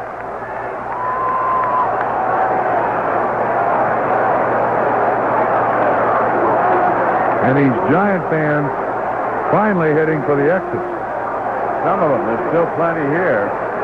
A hot ticket. Probably the toughest ticket in football. The Giants and the Jets both play at the 76,000-seat stadium as the extra point is good. And both sell out on a season ticket basis. There's about 150,000 on the Jets waiting list, and there's equally as many on the Giant waiting list. They could fill a 200,000-seat stadium. Maracana and Rio if they had it. 5 plays, 51 yards. 3 minutes and 14 seconds. 42-3. The Giants lead, and to repeat a shocking statistic, in the 49ers' last 6 drives, they've gained 3 yards. That's since Jeff Kemp came in and Joe Montana was out. He's injured. It's not his back. A concussion and bruised ribs. He's going to have 6 months to recover. 42-3. Giants. 1:58 to go in the third quarter. Immediately following on NBC Radio Sports, the Patriots and the Broncos from Mile High Stadium in Denver. Raul Alegre, who's been a tremendous part of the Giants since he was picked up as their place kicker, drills the kickoff downfield, and here comes Joe Cribbs straight up the middle, 15 and the 20. And he's caught from behind. A good open field tackle by Solomon Miller. Return of 19 yards on the play, and the 49ers futile as their offense is in, and will try again. I don't know what you do. In a championship game like this, I would think if I'm Bill Walsh, just run the ball. I mean, you don't want to add insult to injury. Your team's already been embarrassed here. This is a team that is very seldom embarrassed under Bill Walsh. Jerry Rice comes wide to the right. Jeff Kemp, the quarterback. Hands up. Running with the ball is Joe Cribbs, and Banks slices him down with a shin-high diving tackle back at the 15-yard line. A loss of 6 yards. Another brilliant play by the rising star linebacker, Carl Banks. Looked like Russ Francis, the tight end, was trying to block him. He missed Banks completely. Banks just charges across the line of scrimmage, dives right at the feet of Joe Cribbs. That's Roger Craig, who missed the block. He was coming out of the backfield, missed him completely. This is going to be a film that I would think Bill Walsh would burn. Cribbs now 8 carries for 0 yards. This will be tough if they get the Giants again season to come. They have to look at this one back. And right now, Kemp throws. Ball tipped away. It's incomplete. Arm was going forward. Leonard Marshall hit him just as he began to deliver. So it goes as an incomplete pass. It'll be 3rd and 16 for San Francisco in total domination by the Giants. A minute to go in the third quarter, and the Giants are holding to a 42-3 lead. The defense for the Giants is what's done it. They have kept constant pressure on San Francisco. They have not reset their foot. What they've done is they've kind of twisted a little bit. Washington sitting at home watching this game. I think if I'm a Redskin player, I turn to the movie. I don't want to see any more of this. Right now, the 49ers try to pass. Here's Kemp dropping back, gets some time down the middle. He's intercepted by Pepper Johnson. He's inside the 25, inside the 20, a block inside the 10, and he dives down to the 6-yard line. A total and complete domination by the Giants. A total and complete flaming disaster for the 49ers who came in here so optimistic. Ball once again intended for Jerry Rice. Jeff Kemp threw a strike to Pepper Johnson. Pepper Johnson catches it. This is ugly.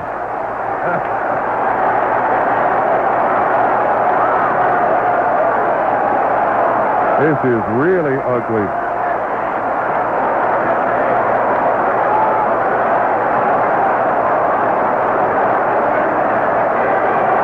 Oh, this defense is just, along with playing well, even when you don't snap the ball, they intimidate you.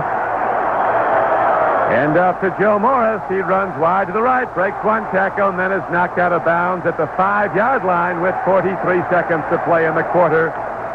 In the third quarter, the Giants set to go against the Washington Redskins. Over a quarter to play, but it's official long ago here at Giant Stadium. There's also a marker down in that run. These guys can untape. Just go out there and shove each other a little bit for the fourth quarter. Their face mask. Just what San Francisco needs. A face mask. 1st and goal from the 3. The score here makes it 49-3. Clock is wound. Boy, oh boy, oh boy. Spend 2 weeks practicing, getting ready for the New York Giants. San Francisco comes here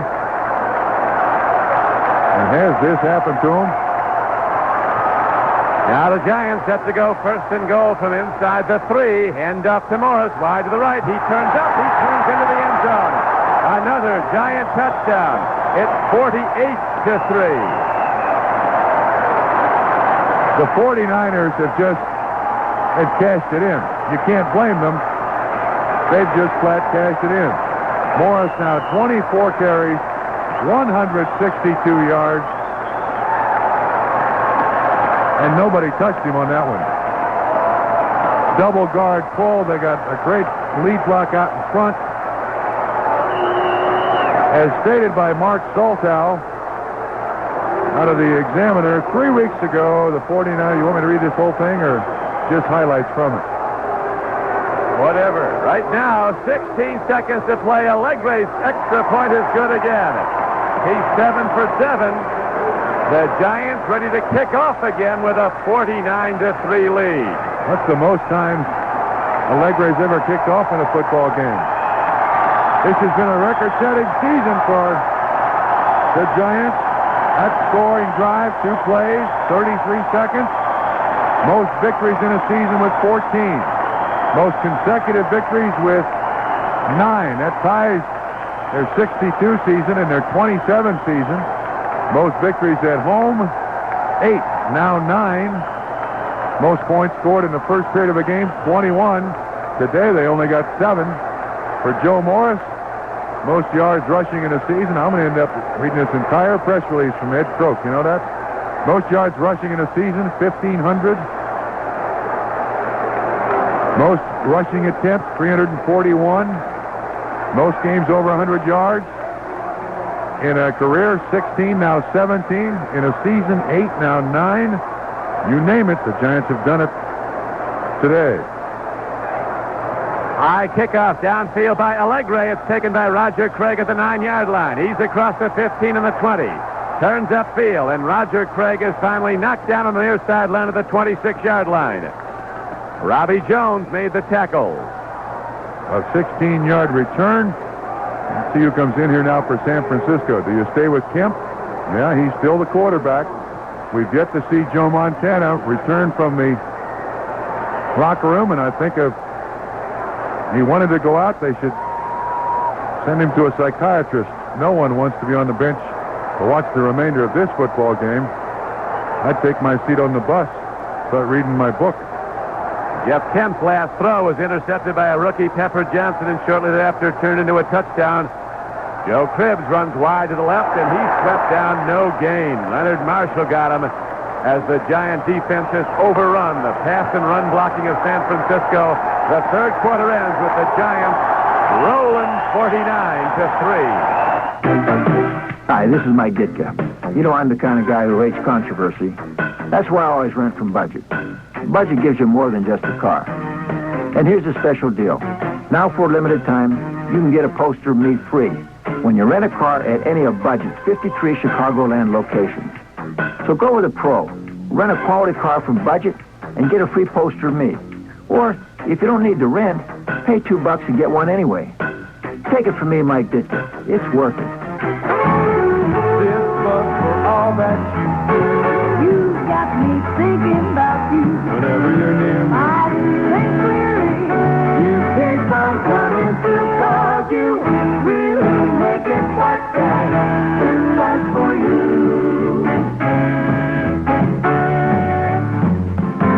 Yeah, you really make it work.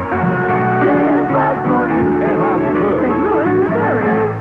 2:13 at the new MAQ, and we'll get back to the slaughter here in just a minute. First up, let's take a look at Chicago weather. Partly sunny and a high of 37 today. Tonight, partly cloudy, a low 25 to 30. For Monday, a good deal warmer, a high of 40-45 with a partly sunny sky tomorrow. Good. 2:13 at the new MAQ, and we'll get back to the slaughter here in just a minute. First up, let's take a look at Chicago weather. Partly sunny and a high of 37 today. Tonight, partly cloudy, a low 25 to 30. For Monday, a good deal warmer, a high of 40-45 with a partly sunny sky tomorrow. Good start to the week. 38 right now at O'Hare. 40 degrees at Midway. 36 along Chicago's Outer Drive as we head back to the 49ers and the Giants on the new MAQ. 67 WMAQ Chicago.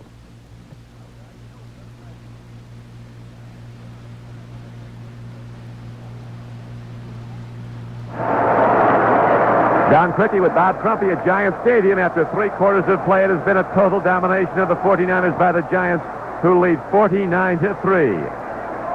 Raul Allegre with 8 kickoffs and 7 extra points so far in this game. Now the 49ers ready again to try from their 24-yard line. It'll be second down and 11. We got a spare microphone here, Don. I wonder if we drop it down in the stands, the Giant fans will have any comments to make. Good way to lose their license. All right, bad idea. Okay. I'm trying. I'm trying. David Channing, they want the Skins. They're going to get him next week. Here's a reverse to Jerry Rice. Turns around and the play is whistled dead on a penalty marker.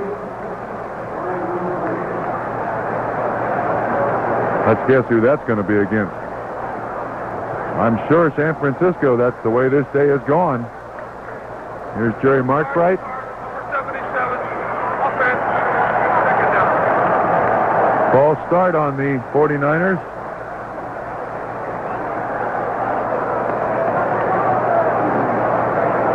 I can't believe how many people are still here. I mean, I guess they want to be here when the final gun sounds or when they pour water on Parcells. I got a feeling if they poured water on Parcells now, everybody'd leave. Good point. It probably would happen. That is part of the Giant winning tradition of recent years. This is a team that has had years, decades of futility between its last championship and the playoff seasons of the recent years. Here's a throw and a catch by Dwight Clark, who keeps on working all the way out to the 50-yard line.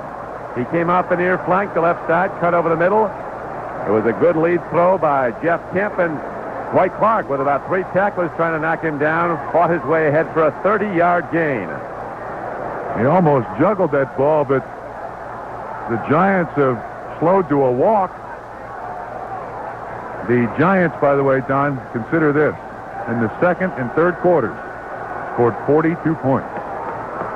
42 of their 49. Well, they're going to hook up with a hot team that almost beat them here at Giant Stadium next Sunday in the NFC Championship game, which will also be broadcast here on NBC Radio. Here's a sack of Jeff Kemp, Eric Dorsey, the number 1 draft choice of the Giants, a huge defensive end out of Notre Dame, busted over the tackle and knocked Kemp down hard. They're all huge from Notre Dame, aren't they? You spoke of that Giant-Washington game. Terry Clark had 13 catches for 241 yards here in Giant Stadium. And had he not fallen down in the last play of the game, that couldn't have gone on to a Redskin victory. Redskins, a hot club. They had some disappointment late in the season, losing 2 of their last 3 before rallying to beat the Eagles in the final regular season game, and then they dominated the Rams last week, aided greatly by 6 Ram turnovers, none for Washington. And yesterday they upset the Bears, did the Skins at Chicago. Here's a throw and a catch to Dwight Clark, as knocked down hard on the play of Russ Francis, getting the ball at the 42-yard line. Lawrence Taylor on a blitz hit Jeff Kemp just as he released the ball, but Kemp is up and all right. The Giants still coming with the blitz, still maintaining the pressure on the quarterback. If the 49ers get out of this game with just a loss, I mean, they don't get somebody permanently maimed. Actually, it'll be a plus for them. 49ers with a good team, although you wouldn't know it by looking at today's game, are going to get a lot better in the upcoming draft. They have 3 picks in the first round and a half. They'll get 3 of the top 37 rated players. There's a lot of talk San Francisco's looking to deal for a quarterback because of Montana's age and the injury problem, and he's out, of course, today with a mild concussion, suffered in the second quarter. Now players have to be separated as a pass by Kemp incomplete sends out the 49er punter. Max Runiger's been busy today. He's punted a bunch of times. 7 times already. This will be his 8th punt of the day. Runiger is standing back at his 30-yard line to our right. 12:40 to play in the game. 49-3 Giants. Here's Runiger hitting the ball very high, a spiral lofted downfield. McConkey backpedals, takes it at his 14, cuts to the right to the near side, back up the middle, and he's down to the 21-yard line. 42-yard punt, a 7-yard return. Tom Rathman on the special teams tackle, and we'll be back with the Giants on offense one more time. Coming up next is the AFC divisional game from Mile High Stadium in Denver between the Patriots and the Broncos. Mel Proctor and Dave Rowe standing by there. Next Sunday here on NBC, the 2 conference championship games. It'll be the Giants and the Redskins here at Giant Stadium in the Meadowlands, as the Giants have totally taken care of the San Francisco 49ers. This was won in the first quarter, really. The Giants now leading 49-3. Yards for the Giants today, 316. For the 49ers, 160. The 49ers have 17 yards rushing. The Giants have 195 yards rushing, and Joe Morris, I believe, has 160 of the 195. In the AFC Conference Championship game next Sunday at Cleveland Stadium, the Browns will be a favorite over either the Denver Broncos or the New England Patriots. The Browns with the home field for the conference final. Right now, Rutledge at quarterback, hands off to Roussan, who takes it ahead for a couple of yards. 49ers throw him down. This game totally anticlimactic. Game clock showing 12:20 to play. Don, trying to find things to talk about here. In the last couple of years, there's been some talk in the Bay Area, San Francisco, about how much longer Bill Walsh wants to coach. Big question must be now asked Bill Walsh, with this shillelagh job by the New York Giants, does he want to continue coaching? At any time he wants, he can move up to being president of the San Francisco 49ers and turn the coaching job over to somebody else. This is as embarrassed as I think a San Francisco 49er team under Bill Walsh has ever been. So Bill Walsh is a guy who is, he's a human roller coaster. He gets very high, he gets very, very low. And you know him well, having yes, played for a number of years when he ran the offense at Cincinnati. 8 years he was my personal coach. And I'm telling you, a loss like this can be absolutely devastating to a guy like Bill Walsh. He considers himself a guy who can handle almost any situation, but with 2 weeks preparation under Bill Walsh, the 49ers have been 7-1 in those games. And he comes in here and gets beat 49-3 at least. You don't know what it might do to Bill Walsh. That is a very interesting point. He has talked about he's definitely going to coach in '87 in the following season coming up in September, but after that, who knows? He is the president of the team as well as the head coach. He has an excellent position with the DeBartolo organization. He'll stay with the 49ers. You wonder if this would precipitate an early retirement. I would doubt it, but you don't know. You know him well enough to make a projection. That's my question, though. I mean, if you sat down with Bill Walsh, in the next 2 months, he's going to suffer like nobody in this country will suffer on the loss of a football game. He's that way. And several years ago, after the 49ers won the Super Bowl against Cincinnati, he really contemplated retirement there because the following season, the 49ers were miserable, were awful. And your football team is a reflection of the head coach, and he felt like he'd failed, and he doesn't want to compete in something that he feels that he can't get the job done. And a loss like this, you don't know what or how Bill Walsh is going to react. Landetta punting downfield for the Giants now. Griffin fair catches at the 49ers 33-yard line to our right. And San Francisco down 49-3 comes back out. Our producer-director Rich Bond has now gone through a technical hookup to the home of linebacker Rich Millott of the Redskins. And Rich, your opinions on what you've seen so far today and what you have to face next Sunday. Well, it doesn't look real good, first of all. It doesn't look good for us. I think we're all expecting the 49ers to, they seem like they were on a roll. And the Giants just never let them get on track. I mean, they've dominated them from play one, I think. What about the fact that you're playing the Giants for the third time? They've beaten you twice. Is there any way that you can put into words how you feel right now about facing him for the third time, and they've already beaten you twice? Well, it's kind of tough, I think, for a team to beat you 3 times in a row. And I think if anybody can do it, it'll be the Giants. But we're very familiar with both teams. That they don't try to trick you. I think it's going to be a physical game, and whoever plays our game the best is going to win it. Right now, the 49ers have the ball in a game that is a 49-3 route. 3rd down and 3. Tom Rathman on a sweep gets ahead for what appears to be a first down. Rich, your own history against the Giants this year. You almost beat them here in that Monday night game when the World Series is going on across the way at Shea Stadium. And then down there, they dominated you the last time you played. Why will they not do that again after the way they took over and controlled the game at Washington? Well, I'm not going to say whether they will or they won't. I hope to think they don't. I think we're on a little bit of a roll. We beat the Bears. I don't think that was expected to happen.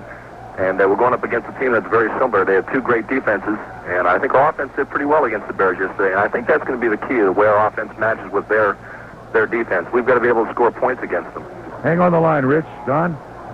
Right now, Jeff Kemp drops the throw. Swing pass near side. Dwight Clark bobbles the ball but catches it and goes out of bounds at the Giant 40-yard line. The 49ers still without a touchdown. They have only a field goal. Get a first down. To your knowledge, no interception by Collins at the sideline here, ruled out of bounds. Rich, to your knowledge, any injuries that you have to worry about for the upcoming game against the Giants? I mean, we knew about Joe Jacoby and Grimm. Everybody else all right? That I'm aware of. I don't think there were any new injuries at all. Just the same thing. Maybe the extra couple days are going to help us get over some of those, too. And, Rich, would you also believe that win over Chicago, in Chicago, against the defending world champions, have you ever been higher than you were yesterday? Not very often. There were a few times here over the few years, but I think it was one of the big wins. I think we were underdogs from point one, and to go in and play a great team like that and come out winning, you have to feel real good about it. And I think the key, though, is not to be overly happy about that, not one to stop there. You've got to be, we're playing a team that's the best team in football right now. We've got to be up. I agree with you. Right now, the 49ers futilely trying to move the ball down the field on a 2nd down and 10 from the Giants 40. Giants leading 49-3 with 8 minutes. Right now, the 49ers are ready to punt the ball. Max Runniger's back at his 40-yard line. Snap is good. The punt is high downfield. McConkey to our left. Stands under the ball. Fair catches, signals, and lets it roll. And it'll go out of bounds at the 2-yard line. So the Redskins, the 49ers, get a break of some sort. The times have been announced. The Cleveland game against the winner of today's New England-Denver game for the AFC Championship will be the early game. That'll start at 12:30 Eastern Time at Cleveland Stadium. The Giants and the Redskins will tee it up at 4 o'clock next Sunday for the National Conference title and the right to go to the Super Bowl. Giants go to the run from their 2-yard line. There's nothing there for Maurice Carthon, as he is quickly stuck and knocked down. On the line from Washington is Rich Malott. The Redskins went into a little bit of a tailspin at the end of the season, losing 2 straight games before you rallied to beat the Eagles. Then you played great football in the playoffs. What's happened? Well, we have something to play for right now. There was absolutely nothing to play for there toward the end except for momentum, and that's really kind of hard to get up for. And we were in a situation where we had the home field advantage, and we were the wild card team, so there was really nothing else to play for. And I think the second half of the Philadelphia game was when we started that momentum, and it carried over so far. The report we have on Joe Montana is he has a concussion and bruised ribs. We also believe that there is an ambulance coming to take Joe Montana to a local hospital for observation. We'll try to get a report on that. That's one thing your offense must do, Rich, and I think you'll agree, and that's protect Jay Schrader. Schrader's a big, tough guy. Montana's not a particularly big guy, but if your offensive line can protect Jay Schrader, I think you can compete with the Giants. I think so, too. I think that is the key. And there's going to be a little pressure on Jay. I think he's got to get rid of the ball. I think maybe last time we were standing back there a little too long, and you're going to get, with the likes of Lawrence Taylor on the sideline of scrimmage, you're going to get some pressure on you. Rich will bid you farewell. Back to work tomorrow out at the Redskins complex in Virginia. And good luck in the conference championship game. Your team has played great football after closing out as a wild card entry. Well, thank you. We're going to need it. Rich Malott, linebacker for the Washington Redskins. He, of course, will be helping lead that skin defense against the Giants next Sunday in the National Conference Championship game. From a competitive standpoint, we've done over 40 games, Trump, on NBC Radio and television. This might be the poorest game from a competitive standpoint we've seen all year. I agree with you. There was some pizzazz to the Dolphins' 45-3 rout of the Jets, the flamboyant passing of Marino, and the consistent and enthusiastic following of the Miami Dolphins celebrating each big play. Here today, the life is out of the crowd. It's out of both teams because the Giants have absolutely owned the game. It hasn't even been a contest.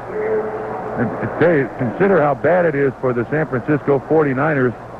In the first half, they got 4 first downs. There's 3:27 and ticking to go in the fourth quarter. They have 6 first downs. I think those 4 first downs that the 49ers got came in the first quarter. Niners go to the run now on 3rd and long. Staying inbounds is 49er fullback Tom Rathman, who's knocked down at the 48-yard line. We'll give him a game ball. The game clock now ticking down to 3 minutes and running. The Giants 49. The 49ers 3. And immediately following, the AFC Divisional Playoff game from Mile High Stadium in Denver between the Denver Broncos and their great young quarterback, John Elway, and the New England Patriots, also led by a member of that quarterback class of 83, Tony Eason, who it was feared would have been out of that game after he injured his shoulder in the regular season win at Miami. But he's back in good health, has worked now for 10 days. As a divisional champion, both those teams have been off, and they'll be ready to tee it up shortly. Mel Proctor and Dave Rowe standing by in Denver. Right now, Runniger punts for San Francisco, hits it high downfield. They're catching the ball as Phil McConkey at his 15-yard line with 2:23 to play. Harry Carson stalking around in the back. He's looking for the bucket to throw on Jim Burt. Wearing a hat and a raincoat, Harry Carson, over his football uniform. He is the designated dunker of Bill Parcells, the head coach, and Parcells is looking all over the place to try to find Harry Carson. Parcells, with his back to the field, trying to find Harry Carson. Parcells better know that this game, nobody will leave this place until he gets doused with the ice bucket. Parcells might be better served if he just goes and grabs it himself. Now Jim Burt's got him, and Carson gets him. It's become a major event here at Giant Stadium as confetti flies down from the upper deck after the dunking. Bill Walsh on the other side in absolute anguish over the futile attempt of his team to even be competitive against the Giants today. Oh, he got dunked a long time ago. Otis Anderson in. Dunk somebody else now. Why not get him again? Might be a doubleheader they're going to have. Right now, there's the 2-minute warning, but there'll be no warning when the lights go out. Keep an ever-ready flashlight close at hand. And coming up next, the Patriots and the Broncos from Mile High Stadium in Denver. We'd like to thank our spotters, Jason Garrett and Tom Criqui, and our statistician, John Berger. 1:37 to go. As the Giant fans, those that remain in this 49-3 rout, are up and chanting, "We want the Skins," and they'll get them next Sunday at 4 o'clock Eastern Time here at Giant Stadium in the National Conference Championship game, with the winner heading to Pasadena in Super Bowl 21. But the way this week has gone, the Giants got to be the favorite just on the way the Giants' defense has played. You win championships with running and with defense. The defense today has held the 49ers to 3 points. The offense with Joe Morris, and he rushed for 160 yards. These guys are peaking at the right time, Don. Straight ahead handoff goes to Lee Roussan, who fights ahead for a first down, and that'll be enough to run out the game. Giant fans in standing salute as the final gun approaches. 36 seconds to go. Then we'll be off to Mile High Stadium. Mel Proctor and Dave Rowe, and the Broncos and the Patriots in the AFC Divisional game of this day. The winner of that to go to Cleveland next Sunday to play the Browns in the American Conference Championship game. That will start at 12:30 Eastern Time at Cleveland Stadium. Today's game has been brought to you by Budweiser. Beechwood Age for that clean, crisp taste. This Bud's for you. By Mr. Goodwrench. No one knows your GM car better than Mr. Goodwrench. No one. By Ryder Truck Rentals and by Ever Ready Lighting Products. All kinds of flashlights for every kind of need. The executive producer of NBC Radio Sports is Jack O'Rourke. Today's game has been produced and directed by Richard Bond. Associate producer Lynn Weiner. Production assistant Coco Vanderslice. Engineering has been provided by Henry Macron in New Jersey, by Mark Branker, Stu Bell, and Phil Harper in New York. For Bob Trumpy, this is Don Criqui. The final score, 49-3. The Giants over the 49ers. New England and Denver's coming up on most of these NBC stations. This is the NFL on NBC. Final in Game 1. The New York Giants smashed the San Francisco 49ers by a score of 49-3 and go on to meet the Washington Redskins late next Sunday evening at Giant Stadium for the NFC Championship. And, of course, the winner of that one goes on to the Super Bowl. But before I let the guys from our first game go, Don Criqui and Bob Trumpy, I have to tell you, gentlemen, that I just watched injured quarterback Joe Montana of the 49ers being loaded into an ambulance. Apparently, he has suffered a concussion, bruised ribs, and apparently he's being taken to a hospital for observation. Stan, we got that information from the bench. We saw on the monitor we have in our booth the fact that he was taken out. He's got 6 months to recover, but the San Francisco medical staff takes no chances with Joe Montana now. Ever since that disc surgery, they're treating him like a golden egg, but it's not his back. It's the concussion and the bruised ribs. We hope he's all right. Maybe the best thing that happened for Joe Montana is not to have to sit out here and watch the rest of this game, because his teammates were totally embarrassed. We wish the best for Joe Montana, but, well, this is something that 42 points in the second and third quarters by the New York Giants, and actually 49-3, not indicative of the way the Giants played. It could have been 70-3, Stan. And as you said, the game appeared to turn right on the first, the third or fourth or fifth play of the game, when Jerry Rice caught a Joe Montana pass, appeared to be out in the clear, on his way to a touchdown, fumbled in the open field, tried to recover the ball, kicked it into the end zone. The Giants recovered for a touchback, and it was downhill from San Francisco from that point on. Yeah, Stan, the point to make, too, is that Jerry Rice could have turned a bad play into a good play if his choice had simply been try to recover the football as opposed to make it score. He tried to get the ball into the end zone. Shouldn't have done it. He should have just, after he fumbled it, he had a chance to recover it, just dive on the ball, and the 49ers maintain possession, go on in from there. But in championship games, when you're playing on the road, something as simple as that can turn the entire complexion. And as I said, when the Giants got the ball back and drive down and score, it was a 14-point swing. And emotionally, San Francisco for the rest of the day was out of the game. And actually, you said it was almost a 21-point swing because you're the visiting club. That's right. 7 points you didn't get, 7 points they got, and the 7 points psychologically on the road it cost you. And it was over from there. Now, you guys hooked up with Rich Malott of the Redskins in the closing moments of the game, and it was an interesting conversation discussing next week's NFC Championship between the Giants and the Redskins. And as we said earlier, they have already played twice. Yes. They're going to be meeting for a third time, and most winning coaches don't like to play the losing team a third time. You're right. You're absolutely correct. I would think the Giants would pretty much stay standard, keep what they did in the first two games because it worked. I would also think, Stan, that Joe Gibbs might just throw away this film of the 49ers. I don't think there's anything to look at here that the Washington Redskins can learn how to beat the Giants. What they have to do is go back and judge their own particular performance in the two games they've already played this season. Improve on those. So, generally speaking, when you face an upcoming opponent, you look very closely at the last game they played. I think Joe Gibbs will just cancel this game. Forget this film, this tape, and just go with the two games that they've already played them in '86. I think you're probably right. Hey, listen, I'm going to let you fellas go, and of course, you're going to be bringing us that NFC Championship game next week from Giant Stadium. Don, Criqui, and Bob Trumpy. Goodbye, fellas. Thanks, Dan. And we'll have more after this.